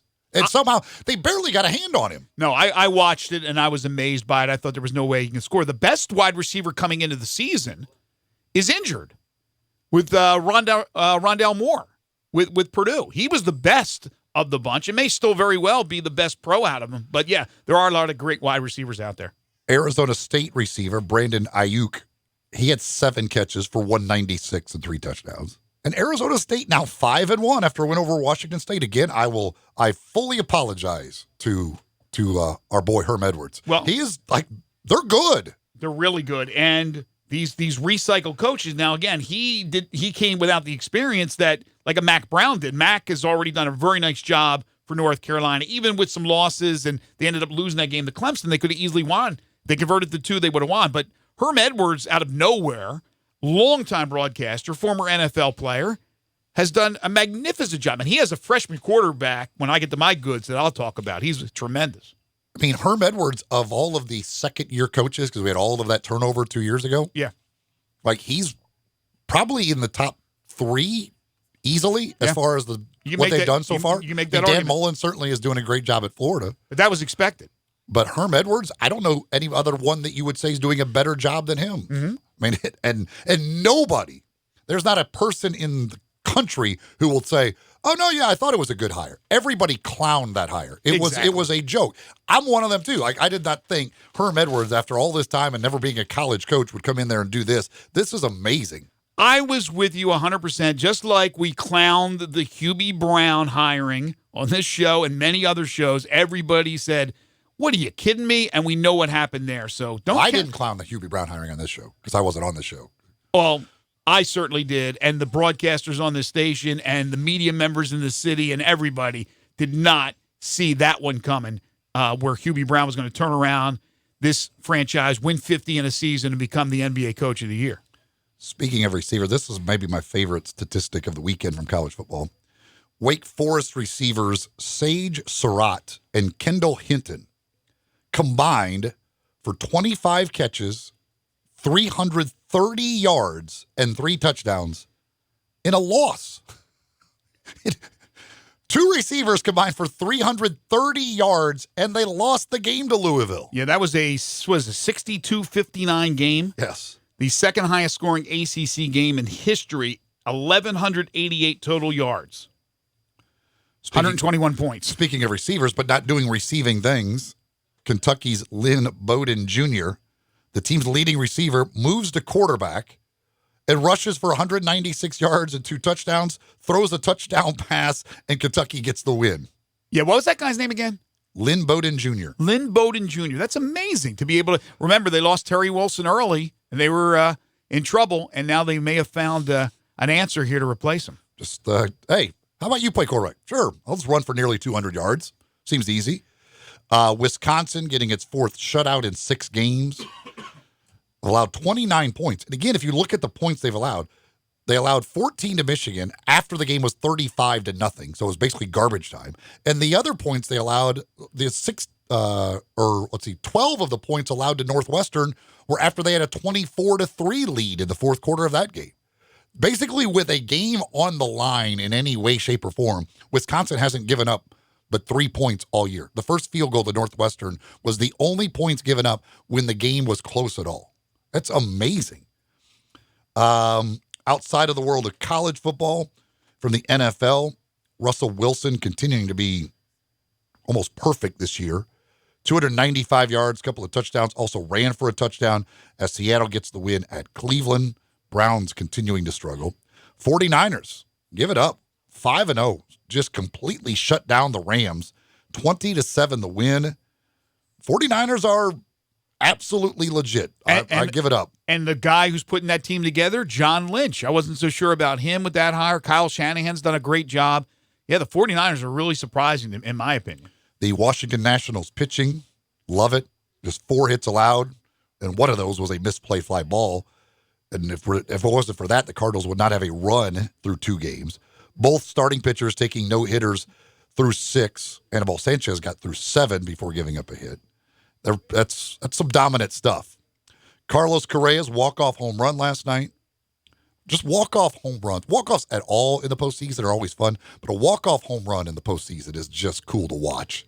Place just goes ballistic. I love postseason baseball, and when you have a walk-off, especially extra innings, amazing. I was going to get really mad if anybody tried to, badmouth Correa for his putting the hand to the ear as he was walking down to first base. But luckily I did not see or hear anything that anybody said he violated any unwritten rules. Let the kids play. Mentioned Anibal Sanchez, that no-hitter into the 8th. Also from the NFL, got to give it up for Hunter Henry, the former Arkansas Razorback. Comes back from the injury, hadn't played since week 1. 8 catches, 100 yards, 2 touchdowns in his return for the Chargers last night. And loss. Very, very bad performance for the Chargers. And I heard that the stadium was about 90% full of Steelers fans. Yeah, Chargers haven't really grabbed a hold of the LA consciousness, I don't think yet. Yeah, and it doesn't appear that the San Diegoans care to drive the hour and change to LA to that stadium. They are still upset at the move, and so they're getting no support from whether it be their former fans in San Diego or new fans in Los Angeles. Yeah, I don't know what when they get into the new stadium, I'm not sure how that's going to work out for them. All right, my goods, you mentioned Joe Burrow. Again, the 21 of 24. He's so accurate to go along with all these touchdown passes. LSU looks great. Tua with 4 touchdown passes to 4 different receivers in Bama's win in College Station. Tennessee, brilliant defensive effort. You got to give it up to them in the win over Mississippi State. They did a great job on Kylan Hill, stymied the running game, and frustrated the passing game of Mississippi State. CeeDee Lamb, as you mentioned, with his 10 catches, 171 yards, 3 touchdowns for Oklahoma. I give it good to Kenneth Gainwell. Again, 4th straight 100-plus yard rushing game. That includes a 200-yard rushing game, and he had 205 yards from scrimmage. Still no Patrick Taylor. So we'll see if Patrick Taylor will be ready to go this week against Tulane. Wisconsin, 4 shutouts in 6 games, as you said. They've given up a total of 29 points. And they hold Michigan State to 149 yards of offense in a 38-0 win. That may have been the most predictable thing ever, though. Michigan State was probably not going to be able to score against Wisconsin. Boy, it's really sad. It's Michigan State. It's Mark D'Antonio. You can't get any skill position players that can perform? And then when questioned about it after the game, D'Antonio just not what he called it did he say it was a dumb question? Dumbass question? Yeah, something like that, yeah. No, it wasn't. The guy's asking you, like, you haven't scored against anybody, like, of FBS teams. Like, you can't score. That's not a dumb question. That is, you just got shut out. Like, you're terrible offensively. Why? True freshman quarterback Jaden Daniels. I mentioned Arizona State, 3 touchdown passes. Sun Devils beat Washington State 38-34 to improve to 5-1. John Rice Plumlee, 246 yards of total offense and 4 touchdowns, but he's being platooned now with Matt Corral. Not that John Rice Plumlee has been like so awesome. It's amazing. I mean, he does not throw the ball really well. Did have the touchdown pass, and but I just with what he's doing running the ball, especially with Rich Rod and what he likes to do offensively, he just looks like the clear better quarterback for their system. Just give him the job, and unless you're trying to keep Matt Corral there and not transfer, I don't know what you're doing with playing Corral. It feels like it is. It feels like they're throwing him a bone so he doesn't enter the transfer portal. Baylor. Mike Bianco's telling you don't play him as much. We don't want him to get hurt. Exactly. We need him for baseball. Baylor now 6-0. They drive 97 yards in the final 2 minutes. They kick the tying field goal, and then they win it in double overtime against Texas Tech. What a job Matt Rule has done.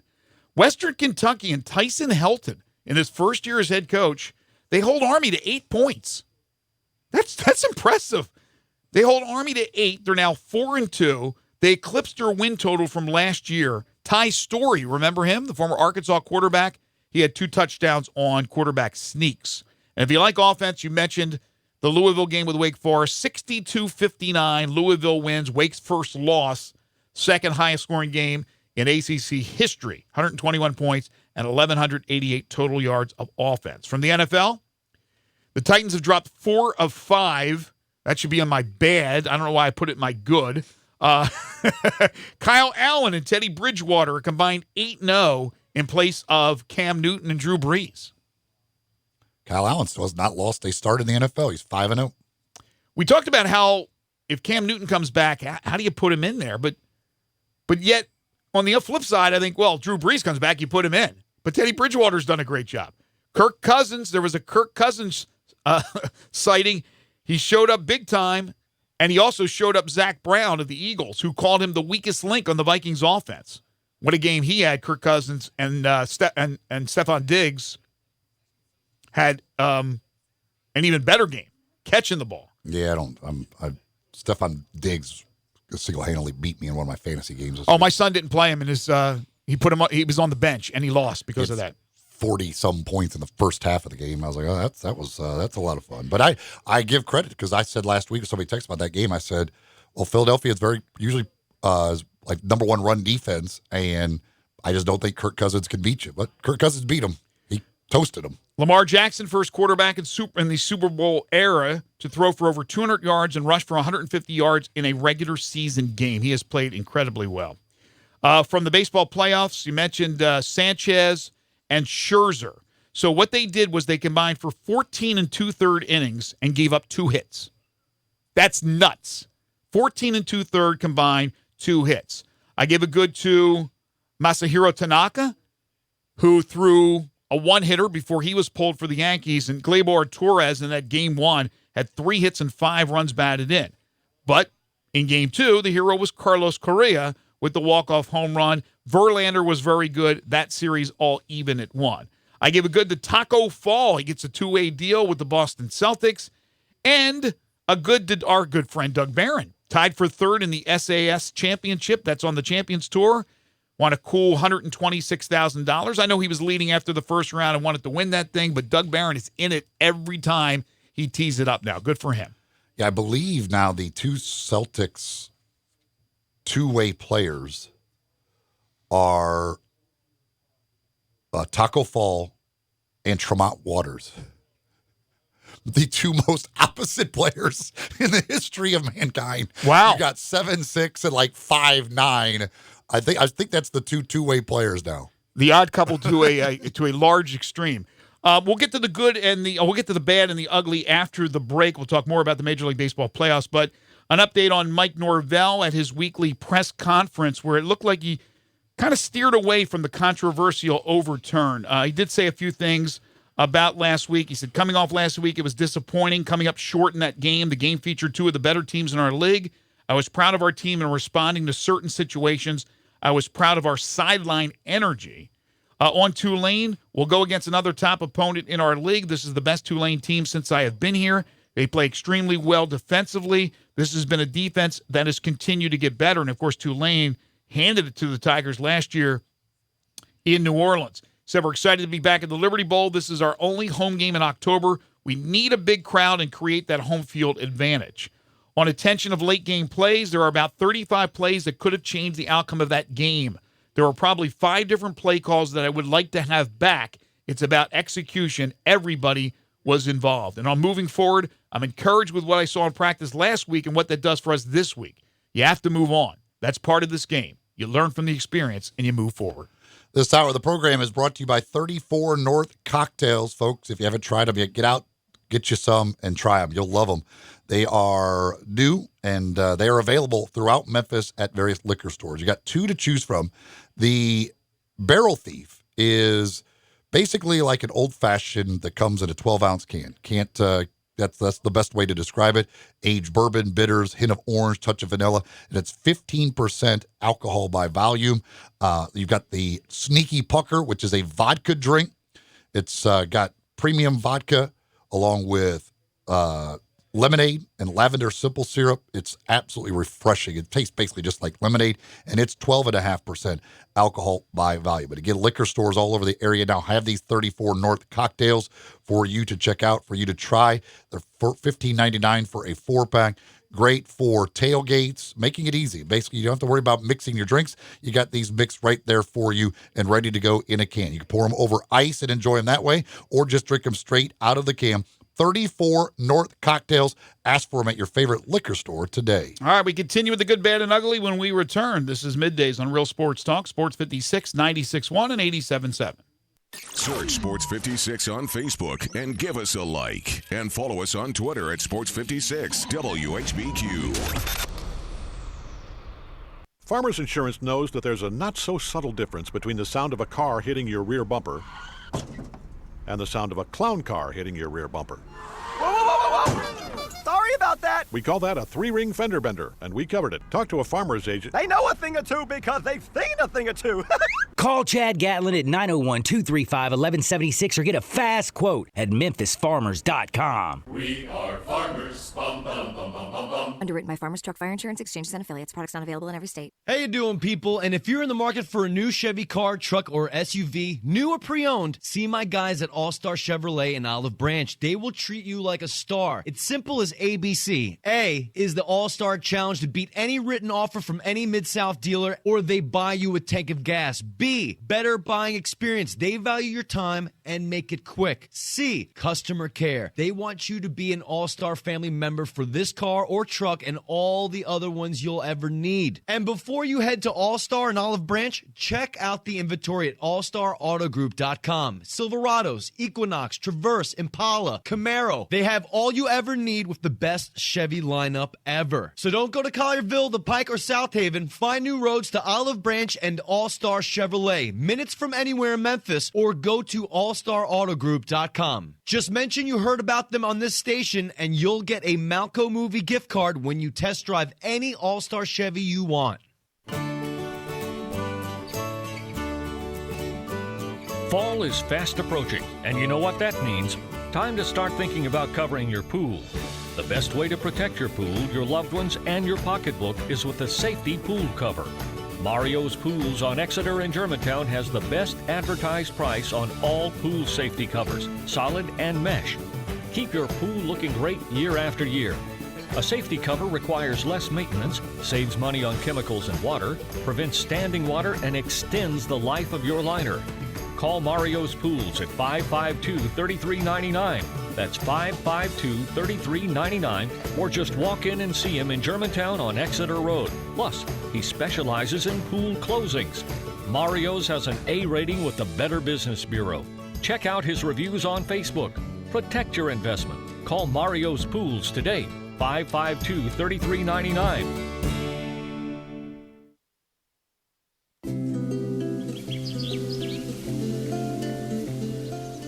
I love fall. The landscape is so beautiful at Town Village Audubon Park.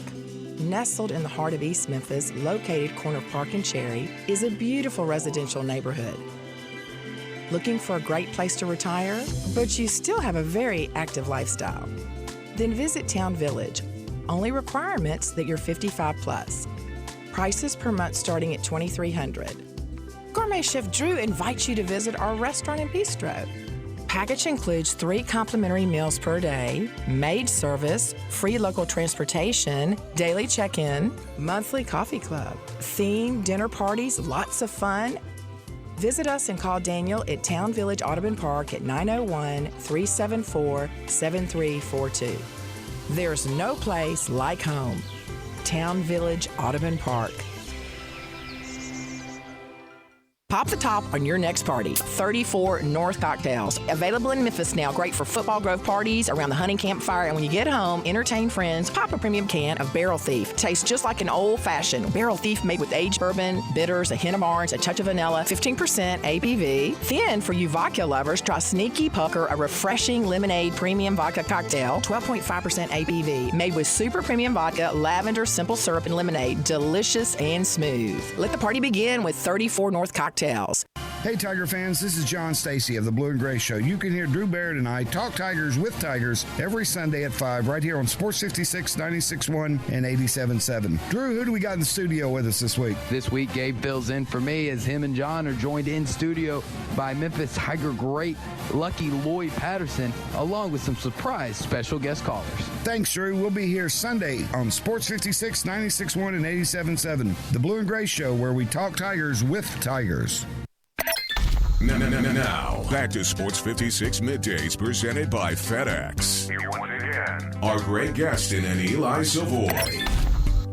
We're caught in a trap. Welcome back, everyone. Tomorrow on the program, Don Wade will join us with The Dish. Brad Logan will join us from the Clarion Ledger and SaturdayDownSouth.com. We'll talk some Ole Miss, Mississippi State with him. Steve Macy from the University of Memphis. We'll have our Humdingers trivia, 2.5 questions. NFL Week 6 recap all coming up on the program tomorrow. We did our goods, and somebody did text in. So don't forget a good to the gymnast, talking about Simone Biles, who just dominated the World Championships. Now 25 medals in her careers at the World Championships. She has 4. She has 4 moves named after her. It's pretty good if you just have one. She has 4 different moves that are like the Simone Biles of that event. It's crazy. Does she have any days? Does she have any, there's a Simone Biles day? And she's going to have plenty, I think. She's incredible. Also, the tennis player, talking about Coco Gauff, who won her first tournament. Yes, those are both really good from the weekend. Well, we have these incredible female athletes in our country. Now we have great male athletes as well, but on the Olympic stage, on the national stage, and it just seems like they always step up, whether it's the women's soccer team, whether it's the gymnastics, tennis now, of course, the Williams sisters. Now you get Coco Gauff, who's got such a bright future ahead. I mean, thank God for women. Right, guys? You know what I'm saying? Thank God for women. Women. Can't live with them. I knew you were going to say that. How about those Bears? Bad. I give a bad to the officiating over the weekend from the world of football. There was some weird stuff that went down. If you have not seen the video of what happened in the Central High School Germantown game Friday night, I didn't know about this. John Varlas tweeted out. Somebody had a video of it. John Varlas retweeted it last night. But Central scored a touchdown on a play in which the official mistook the 5-yard line for the goal line. Gosh. I think it was Darren Turner, the Arkansas commitment, was tackled at like the 2-yard line, and the official is standing at the 5, and he signals touchdown. Because he, I guess, just thought the 5 was the goal line, despite all the hash marks and other obvious things of that not being the end zone, and no other official overturned it. Like, the touchdown stood. They got a touchdown by getting tackled at the 2-yard line. See, again, if I was a coach, I would go so ballistic they would kick me out of the TSSAA. I'm just sorry. I have a temper. I can't stand to see stupidity. That's all that is. That is something I've never seen. That is a new one. I've never seen an official mistake the 5-yard line for the goal line before. But you sure they weren't playing on a 95-yard field? Well, I mean, they had the last 5 yards marked. And I just did a game there 2 weeks ago with Christian Brothers. They used the full 100 yards for that one. So I assume they used the full 100 yards for this one, although nobody told that official. Then, of course, we had the Memphis game, the overturn of that call, which I don't quite understand where you get the evidence. But then you had Texas Tech Baylor, in which this one, the Big 12 came out and said, oh, yeah, by the way, our officials screwed up. So Texas Tech, you should have won the game. If you did not see that, in overtime, Baylor had a snap. The center snapped the ball, basically hit his own butt with the snap, and it fell on the ground. Texas Tech jumped on it, recovered it. However, the officials blew it dead and said it was an illegal snap. Baylor gets to keep the ball. They score. They win in the next overtime period. And then the Big 12 came out and said, yeah, no, that's not an illegal snap.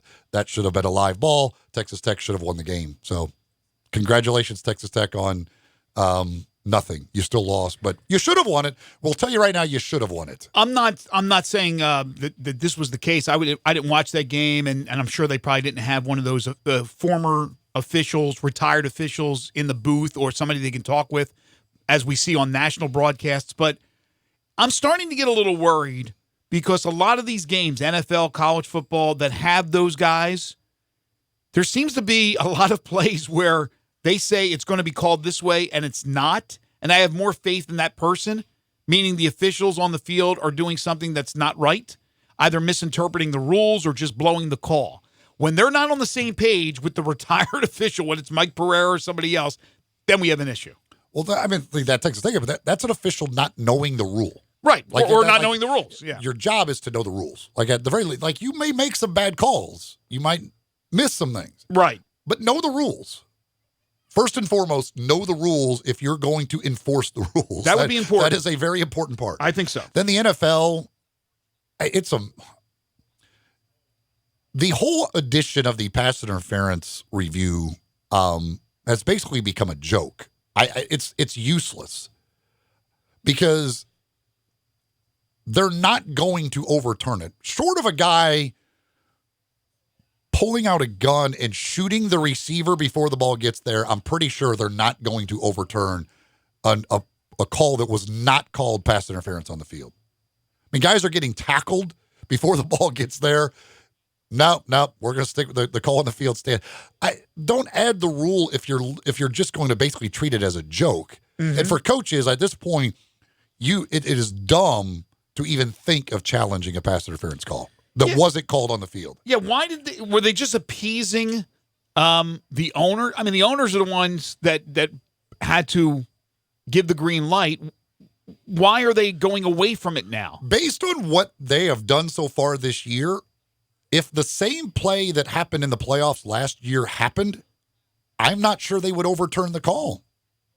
Because there's plays that obvious that they're not overturning. So I don't even know if we'll get to the point where that play would be overturned. The whole reason you put the rule in, I'm not even sure if the rule would help it at all. Right. I mean, I don't know what they're looking at in these replays, because they say, when looking at the replay, we officiate it the same way as we do on the field. So you're telling me when you're looking at that, you don't see pass interference when a guy is basically being tackled before the ball gets there. Yeah, we see muggings going on that they won't change the call, yet in the Tigers game, we see a phantom ball hitting the ground, possibly, and yet there was indisputable evidence to overturn it. I'm still mad. And then in the NFL, too, I mean, just the number of penalty flags. The Cowboys at that end of the game yesterday against the Jets, 6 straight plays, 6 straight penalties.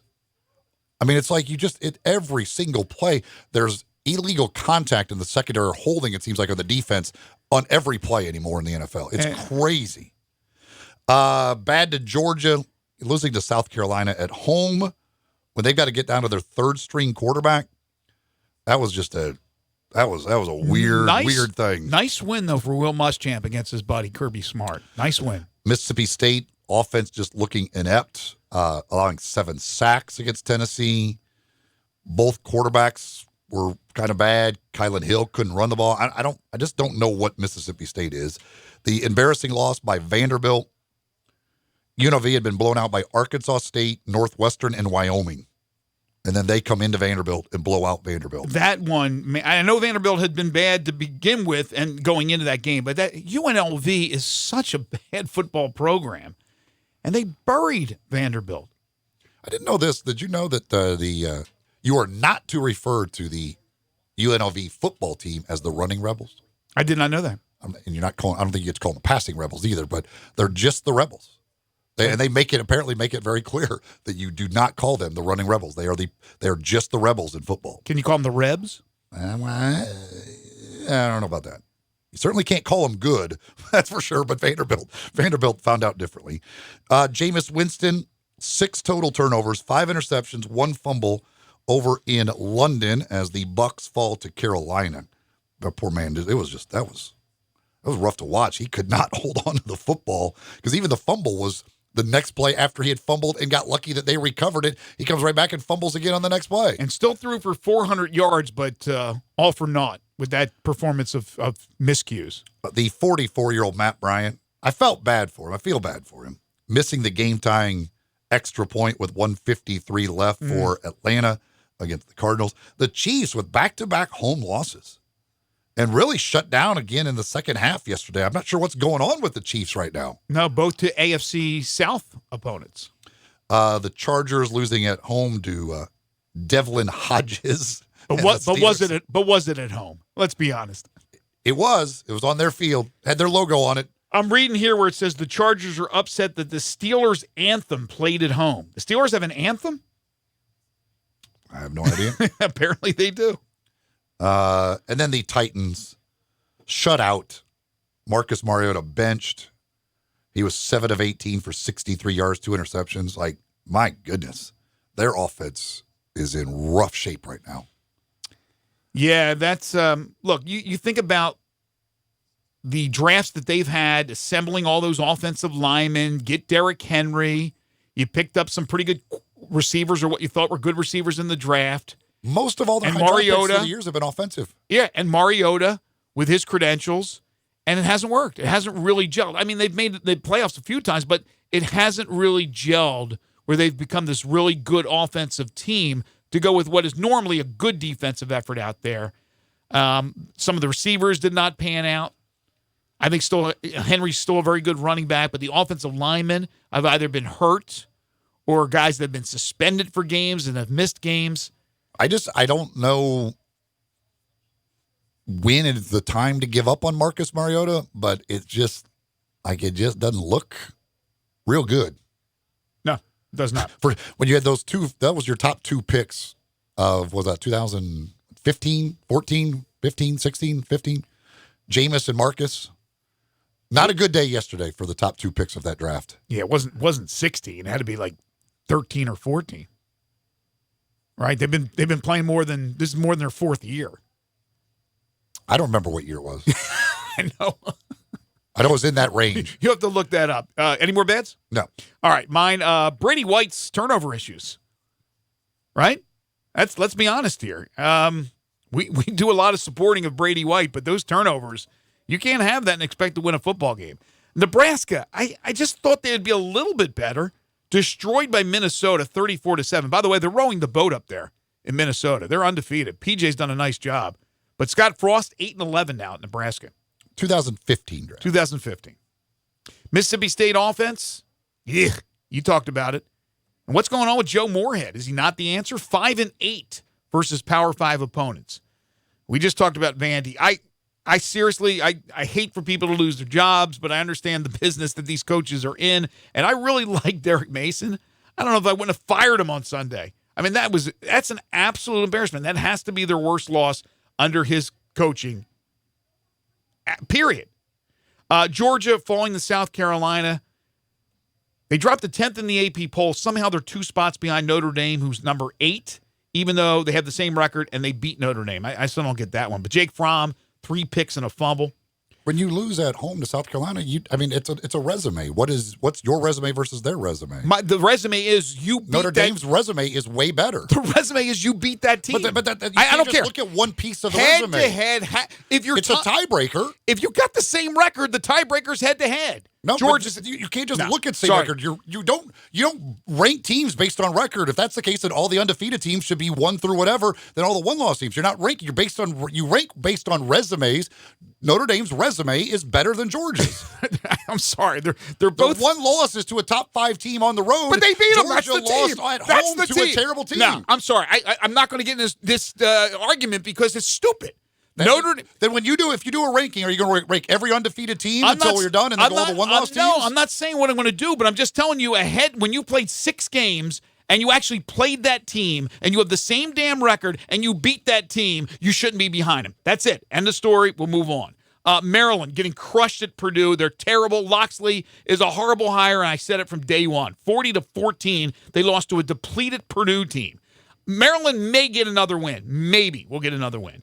I give a bad to the Big 12 official Mike DeFee, who not to him, but he said he was hit in the head along with his head linesman during the Texas and Oklahoma pregame melee, which resulted in every player being assessed an unsportsmanlike penalty before the game. Seems that there's always something in Texas, Oklahoma. Always something. Always something. NFL, you mentioned the Matt Bryant missed PAT. Which was the difference maker. 34-33, Arizona gets the win. Kyler Murray had a nice game. Matt Ryan, 30 of 36, 356 and 4 touchdowns, and they lose. The NFL pass interference challenges, as you alluded to, have fallen on deaf ears. It's a rare reversal of the call on the field. Jameis Winston, 5 interceptions in the loss to Carolina in London.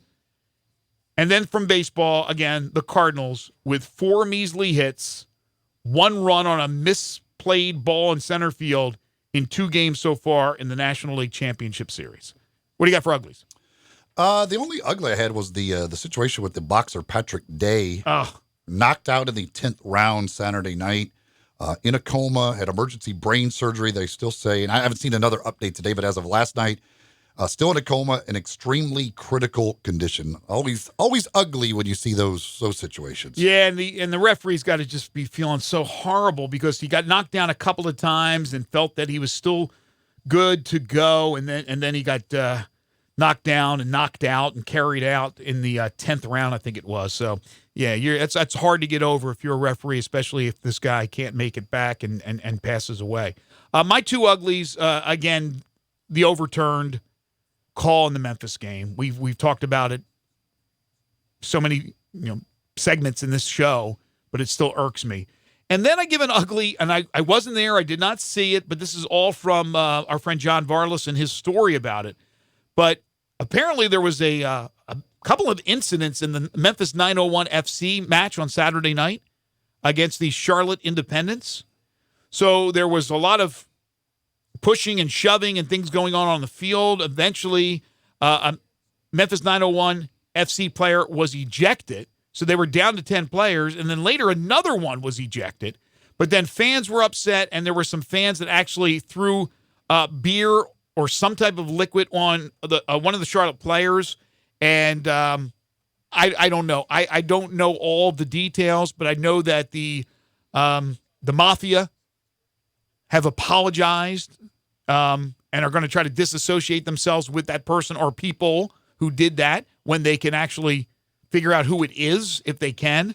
But apparently anybody who was down there on Saturday night knows what I'm talking about. An ugly incident there for Memphis 901 FC, who, by the way, is still, with 2 games left, in the playoff hunt. It'll take almost a miracle. They have to win both their games and get a lot of help, but they are still in the playoff hunt. They'll play at Charleston on Wednesday and then back home with the regular season finale on Saturday.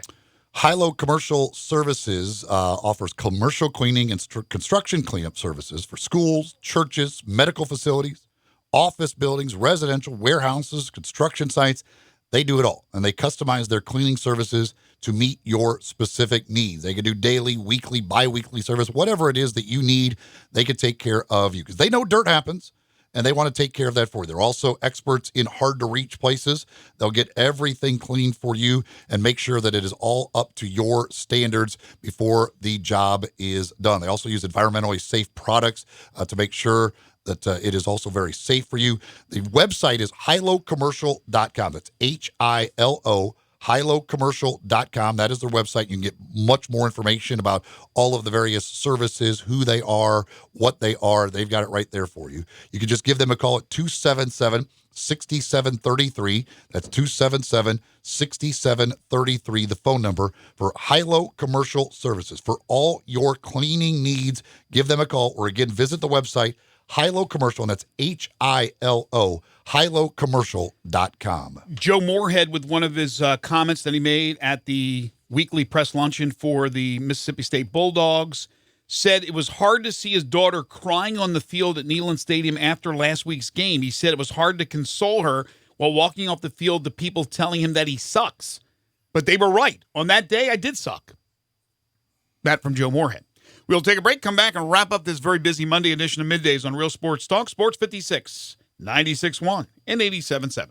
The Peter Edmiston Experience with C.J. Hurt. Weekday mornings from 7 to 10. Only on Sports 56, 96.1 and 87.7. AC trouble? Make your first call your last call. Call Air Doctors of Memphis, 901-598-HVAC. Owner Matt Davis is a third-generation full-service air conditioning specialist. Air Doctors of Memphis services all major brands, and labor and parts are guaranteed 100%. Their yearly AC checkup is only $60, and 24-hour emergency service is billed at normal rates. Your comfort is their highest priority. Contact airdoctorsofmemphis.com or call 901-598-HVAC. If you're someone that enjoys a truly great steak, then there's only one choice for you downtown. 117 Prime. 117 Prime has lots of different things on the menu, but the main attraction is the steaks. Prepared by chefs that love a great steak, you can choose from the 5 or 10-ounce fillets, the 16-ounce prime, the 8-ounce top sirloin cap culotte, or the 14-ounce New York strip, or the king of them all, the 24-ounce dry-aged porterhouse. You heard that right, 24 ounces of the best steak you've ever tasted. If you're craving steak, then head downtown to the steak experts. Head to Prime. Hi, this is Troy Five-Ash, owner of Five-Ash Roofing. It is that time of year where the weather is unpredictable, and given the recent storms, it's a good time to discuss insurance claims. So here's a few things you should know. Always hire a local contractor, because if you have a problem with your roof down the road, you want to be able to find him. Never allow anyone to pressure you into signing a contingency contract. They're used as sales tools, making you feel committed, and the truth is, those contracts are not worth the paper they're written on. Be careful of door-knocking salesmen. Some are reputable, but many are not. They canvass the neighborhood and tell everyone to file a claim, working their percentages and not caring if you file a claim, even when they know the likelihood of it being approved is low. Some will even damage your roof, hoping to convince the adjuster it's storm damage. That's fraud, and contractors have gone to jail for that. So do your research and know who you're hiring. Five-Ash Roofing, the official roof of the University of Memphis Athletic Department. Fair, honest, and ethical. 367-0050 or memphisroofer.com. Five-Ash Roofing, it's what we do. We're here for you. Campbell Clinic now offers daytime walk-in care, and you don't need an appointment. If you've got any kind of urgent break, sprain, strain, you can walk into any of their 5 convenient locations Monday through Friday from 8 until 4. There's no long wait you have to put up with the ER, and those doctors are really good, but they're not orthopedists. They're not world-renowned orthopedists who have come up with different procedures and written the manuals for them that are used everywhere in the world, and I'm not kidding you. And you can now see those doctors who treat the Tigers, the Grizzlies, the Redbirds. You can see them today without an appointment. And I'm talking Collierville, Germantown, South Haven, downtown at the Med Center, or even the Campbell Clinic Spine Center in Cordova. Now, if you've got something pressing, you got to go to work, and you can bear the pain until the evening, there's Campbell Clinic After Hours. That's Monday through Thursday from 5 to 8 in Germantown, South Haven, even Saturday morning in Germantown. If you're injured, don't wait. Visit Campbell Clinic Walk-In Care or Campbell Clinic After Hours. Now, back to Sports 56 Middays presented by FedEx. Here once again are Greg Gaston and Eli Savoie. Let's do it. Welcome back, everybody. Final segment here for us today on Middays. Pretty busy Monday night. Of course, the Grizzlies in action in their preseason game against Charlotte. It'll be the final preseason game at home. They'll play at OKC Wednesday, then at San Antonio Friday. They'll open up the season a week from this Wednesday against the Miami Heat on the road, and their home opener will be a week from this Friday against the Chicago Bulls. Tonight at 6:38, it's first pitch time for Game 3 of the NLCS from Washington, Nationals Park. And what a pitching matchup. Jack Flaherty and Steven Strasburg, with the Nats leading that series 2-0. And it's Monday Night Football. The Lions and the Packers tonight. Of course, we'll have it for you right here on Real Sports Talk, Sports 56, 96.1 and 87.7. Couple of texts here. Somebody says, so what's up with Patrick Taylor? Injury worse than claimed? I think it was a broken foot. From what I originally said when it happened, it was worse. But, I mean, and then it just, I mean, the last couple of weeks, they thought there was a chance he might be able to go, but I guess he's just not quite there. And again, there's no reason to rush him back with what Gainwell's doing anyway. No, look, they're pretty tight-lipped on injuries, although usually on Monday, Mike gives us an update, like last week when he said Chris Claybrooks would play, and he did see some action this past weekend. But they said, Patrick Taylor's coming along, but I think it was some sort of a break. And hopefully he'll be ready to go here soon, because they need to give Gainwell some help, because Kenneth has been great, but boy, oh boy, it's going to start to wear on him, I would think. He got some huge games coming up, and he is getting a lot of totes in the games. Somebody else says, assuming Matt Luke gets canned after the season, who gets the job, Rodriguez or McIntyre? Or neither. Hopefully neither. I would guess, again, I don't know that Matt Luke's going to get fired, but if he did, I would guess probably neither. So if they could pull off 6, they're at 3 right now, and that would include having to probably beat Texas A&M at home, which I don't think will happen, and win the Egg Bowl, which I predicted before the season that they would win the Egg Bowl. But if they got to 6 and Matt Luke got that team to a bowl game, I don't think they make a change. No, if they get to a bowl game, I don't think there's any chance. I don't know if they will, even if they don't make a bowl game. But if they make a bowl game, I don't think there would be any chance of that. Right now, who would you think will have an opening in the conference? Vanderbilt has to make a move, right? I would think Vanderbilt's going to, yes. And maybe Ole Miss.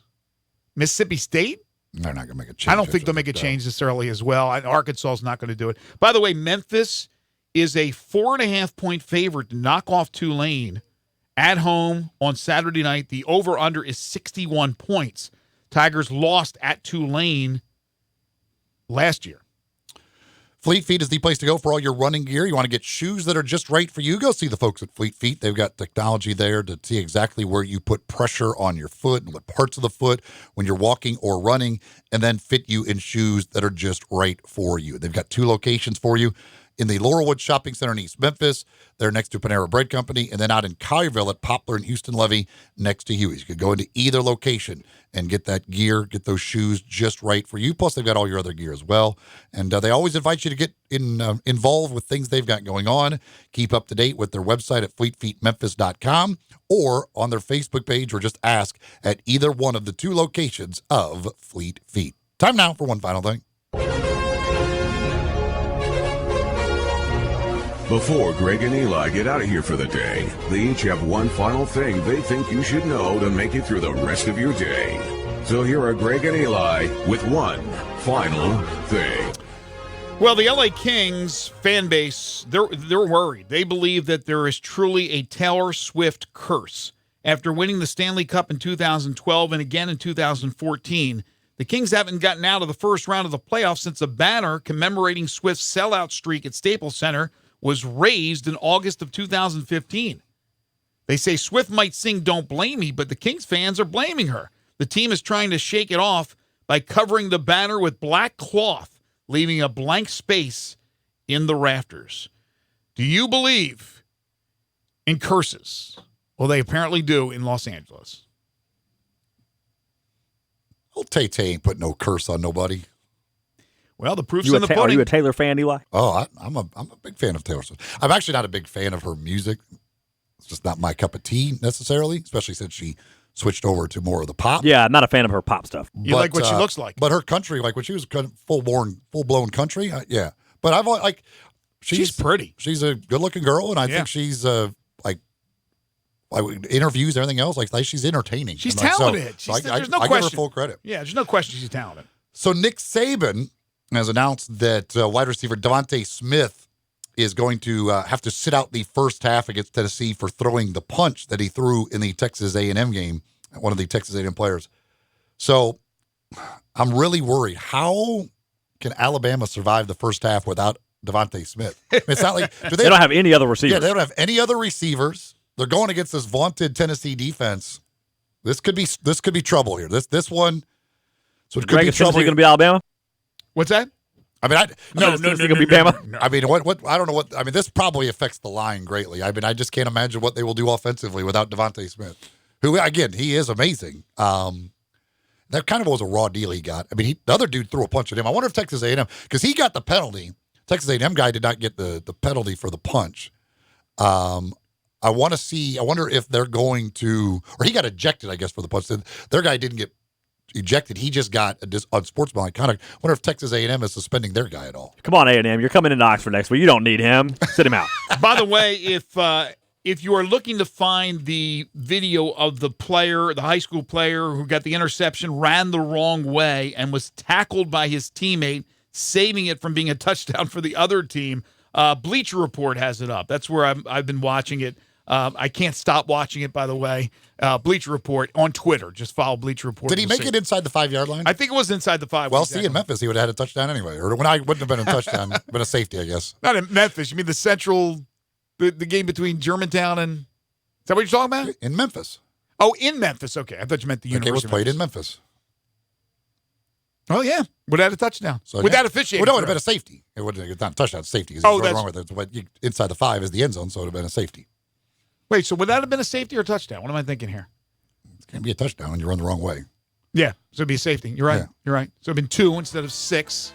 But either way, the guy, I don't know if he ended up saving it for good. I don't know if that team punched it in. Actually, then, if you think about it. Without punching it in, you got to go 95. You're just, No, wait, 95 yards. Wait, think about it. Okay, so the guy runs the wrong way. He's tackled by his teammate. Mm-hmm. The other team gets the ball. No, the intercepting team gets the ball. Oh, that's right.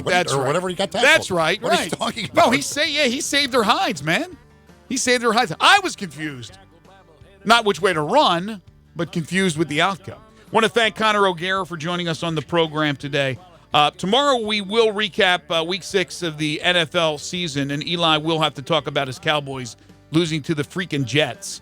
Don Wade will join us, Brad Logan on Ole Miss and Mississippi State, Steve Macy from the University of Memphis. And by the way, the court has been changed. We will discuss that with him after some bad things were said about it. Humdinger's Trivia, 2.5 questions is all coming up tomorrow. Stay tuned. Johnny Radio's Happy Hour is coming up next. For Austin Eldridge and Eli Savoie, I'm Greg Gaston. Have a great day, everybody. Got $100 bill. You can keep your pills.